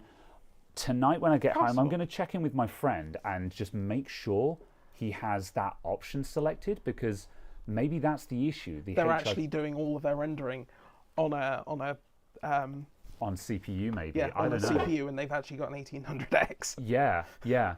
Maybe that's the problem. Don't know. Certainly some exploration to be done. Yeah. So yeah. Tonight we steal the moon. Yeah. Is it bad that I don't even remember what GPU I have in my machine? I can't believe this, floor lamp. You're not even a gamer. Gamer. Give me your geek card or something. I don't know. I'm surprised in a way that Floor Lamp even has a functioning computer. I guess he does seem one of those people where just like, you know, repair genius actually lives in a shed because he knows enough to not want to own a computer, kind of thing. You know. And I can't have a toaster. It's got microchips in it. And there's a 2x4 next to the electrical box just in case he needs to smash it, you know. All right. He hands over his German fun card. I don't want to know. I don't want to know what German fun looks like. Very well. Anyway. Fine. Is there anything else we want to do? We're coming up to the 3 hour mark. Is there anything else that we were intending to look at on this? Because as I say, really. you know, again, for those of you who've been tuning in, you know, this wasn't a benchmark suite. Just go look at the other reviews for that. We were kind of just messing around with this, but yeah. Like the performance is, once again, the performance is kind of exactly what we expect. It is, you know, it lands exactly in the product stack where we expect it to land. Yeah. You know, it's however, I think it's the quality of life that this card brings. It's got better power efficiency, it's got better ray tracing, and as I say, I'm super curious I'm going to talk to my friend and see what they get from running this version of Blender and all those options, because that will give me an answer as to whether it certainly seems to be able to blend. Yes. You know, at the very, like, there's not a doubt in my mind that an NVIDIA card is probably going to do better. However, it's usable is the point. Yeah. You know, this isn't critically bad. Whereas, like I said, my friend was very much considering selling their Radeon to buy a 4070 Ti or something like that, so that their Blender renders wouldn't take 10 minutes. You know. I'm surprised that they were that bad based on the Open Blender data. Yes, something is because clearly based on what wrong. I remember seeing, you saying it being a 6080, and you look at the Open Blender data, the 6080 was like a quarter of the speed of your card or a fifth of the speed, and you were saying your renders were taking 30 Minutes. seconds, Yeah. 40 seconds, a minute, so we'd expect it to take somewhere between 2 minutes and 5 minutes kind of thing, not go away and make sandwich time. Yeah. Yeah. So yeah, so it sounds kind of wonky. Fair. Yeah. Yeah, I'll check into I'd that. be interested to see if you can overclock your graphics card for Blender performance. Like if that makes sense, if it even functions in that way. Yeah. Like if a higher power limit and higher clock biasing and so on actually gives you render performance. I don't or see if it why not, doesn't because work yeah, like I that. mean, it's like this card is clocking up and using all the cores. Yeah. So it's obviously doing it on the GPU core. Like whether you define that as compute or what, I don't know. Yeah. But like, compute is using the GPU. Yeah. So yeah. Given we can literally just go performance slider. Yeah. I mean, before you change anything, should we just quickly run the render again and just time it? It was 35 seconds. Oh, did you time it? It tells you on the top oh. left. Ignore me. Yes.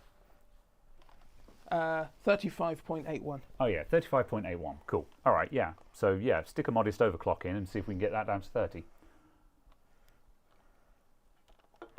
You just ran Superposition on your machine for a laugh. Got 4,100 points, average 31, 1080p extreme. Linux Mint 6,600, Ryzen 1800. Yeah. So I don't know how much Linux affects it. How do you do the thing? But yeah, F12, so FNF12. Huh!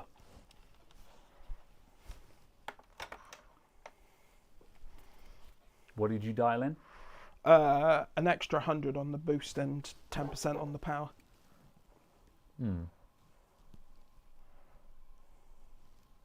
Yeah, that's nearly at 3.4 gigahertz. Yeah. Interesting. Yeah. It looks like you might be able to clock quite a bit higher doing Blender stuff. It's worth noting as well, we're doing 512 samples here, which is kind of diminishing returns. I found 256 is the sweet spot. Yeah, it was thousandths faster, possibly.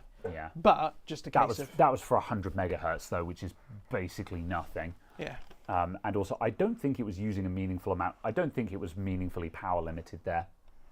No. Which suggests that these cards have got a lot in them, if it didn't really respond to the power target very much. Where's the apply button gone? There we go.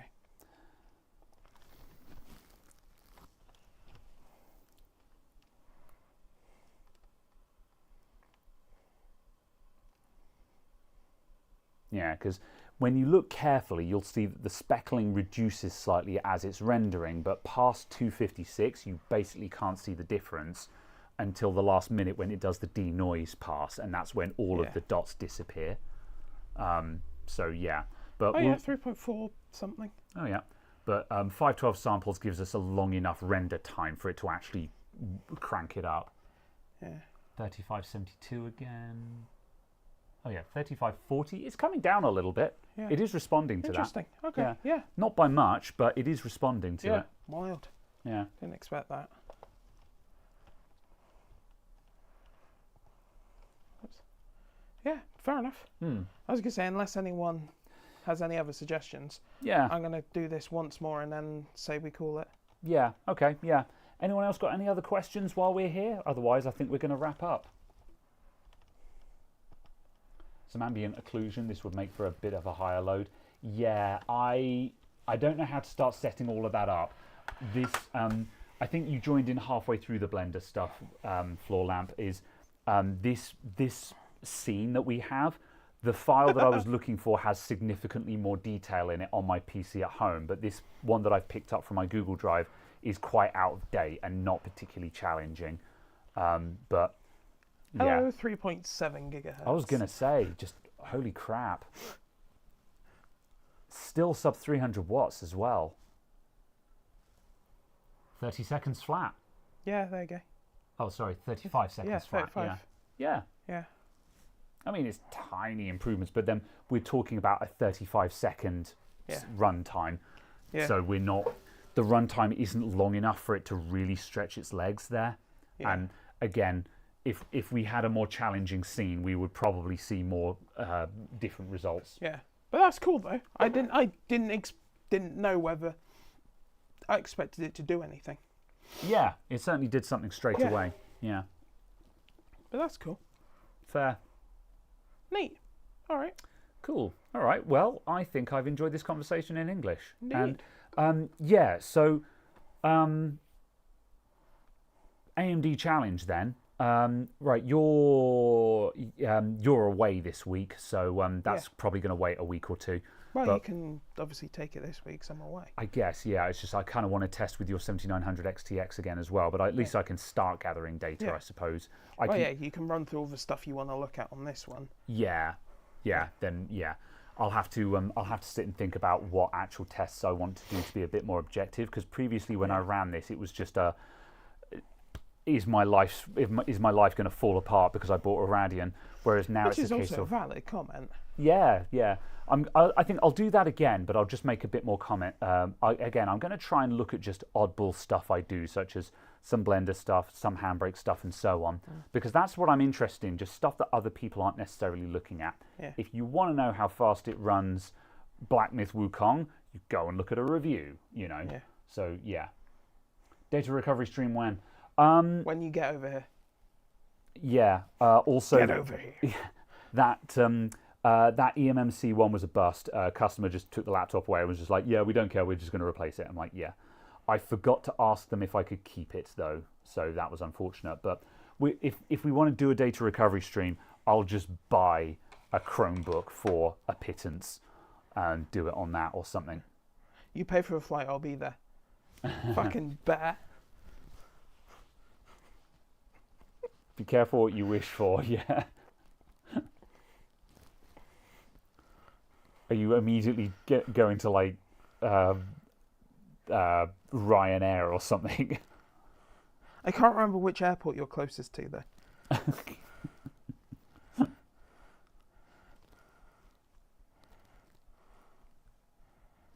Well, we've all had a good time here today, but yeah, Chromebooks are all encrypted. Okay, yeah.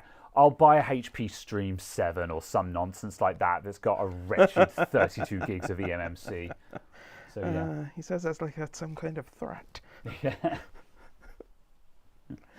Yeah.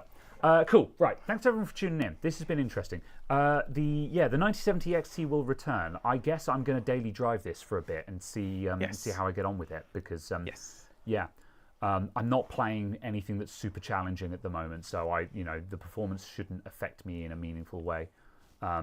Although unfortunately my video editing workflow is a little bit screwed at the moment, but we'll see. Whatever. I think that's everything. Video coming soon. I've got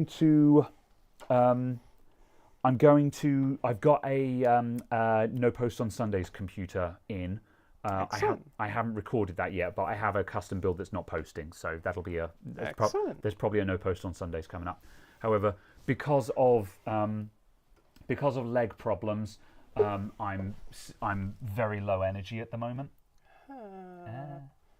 Because of leg issues, I'm very low energy at the moment, and editing videos is a lot of work. So that's why there was no video this week. But I'll get another one out. Peltier cooling instructional video. My instructions on how to Peltier cool is don't. It's to know. Yeah. Just no. No. But however, may I interest you into Liquid Freezer 3? May I interest you in the refrigeration cycle? Yes. And latent heat. Anyway. Interesting content when? Oh my god, get over it! Whatever. Anyway, get on that plane. Thank you everyone for tuning in. I'm heading to the thing. We're doing the thing. Yeah, we're not inserting ads. We've done that bit already. But I'm not. All the ads. End stream. Thanks for tuning in. See you all Thank soon. You. Goodbye. Pow.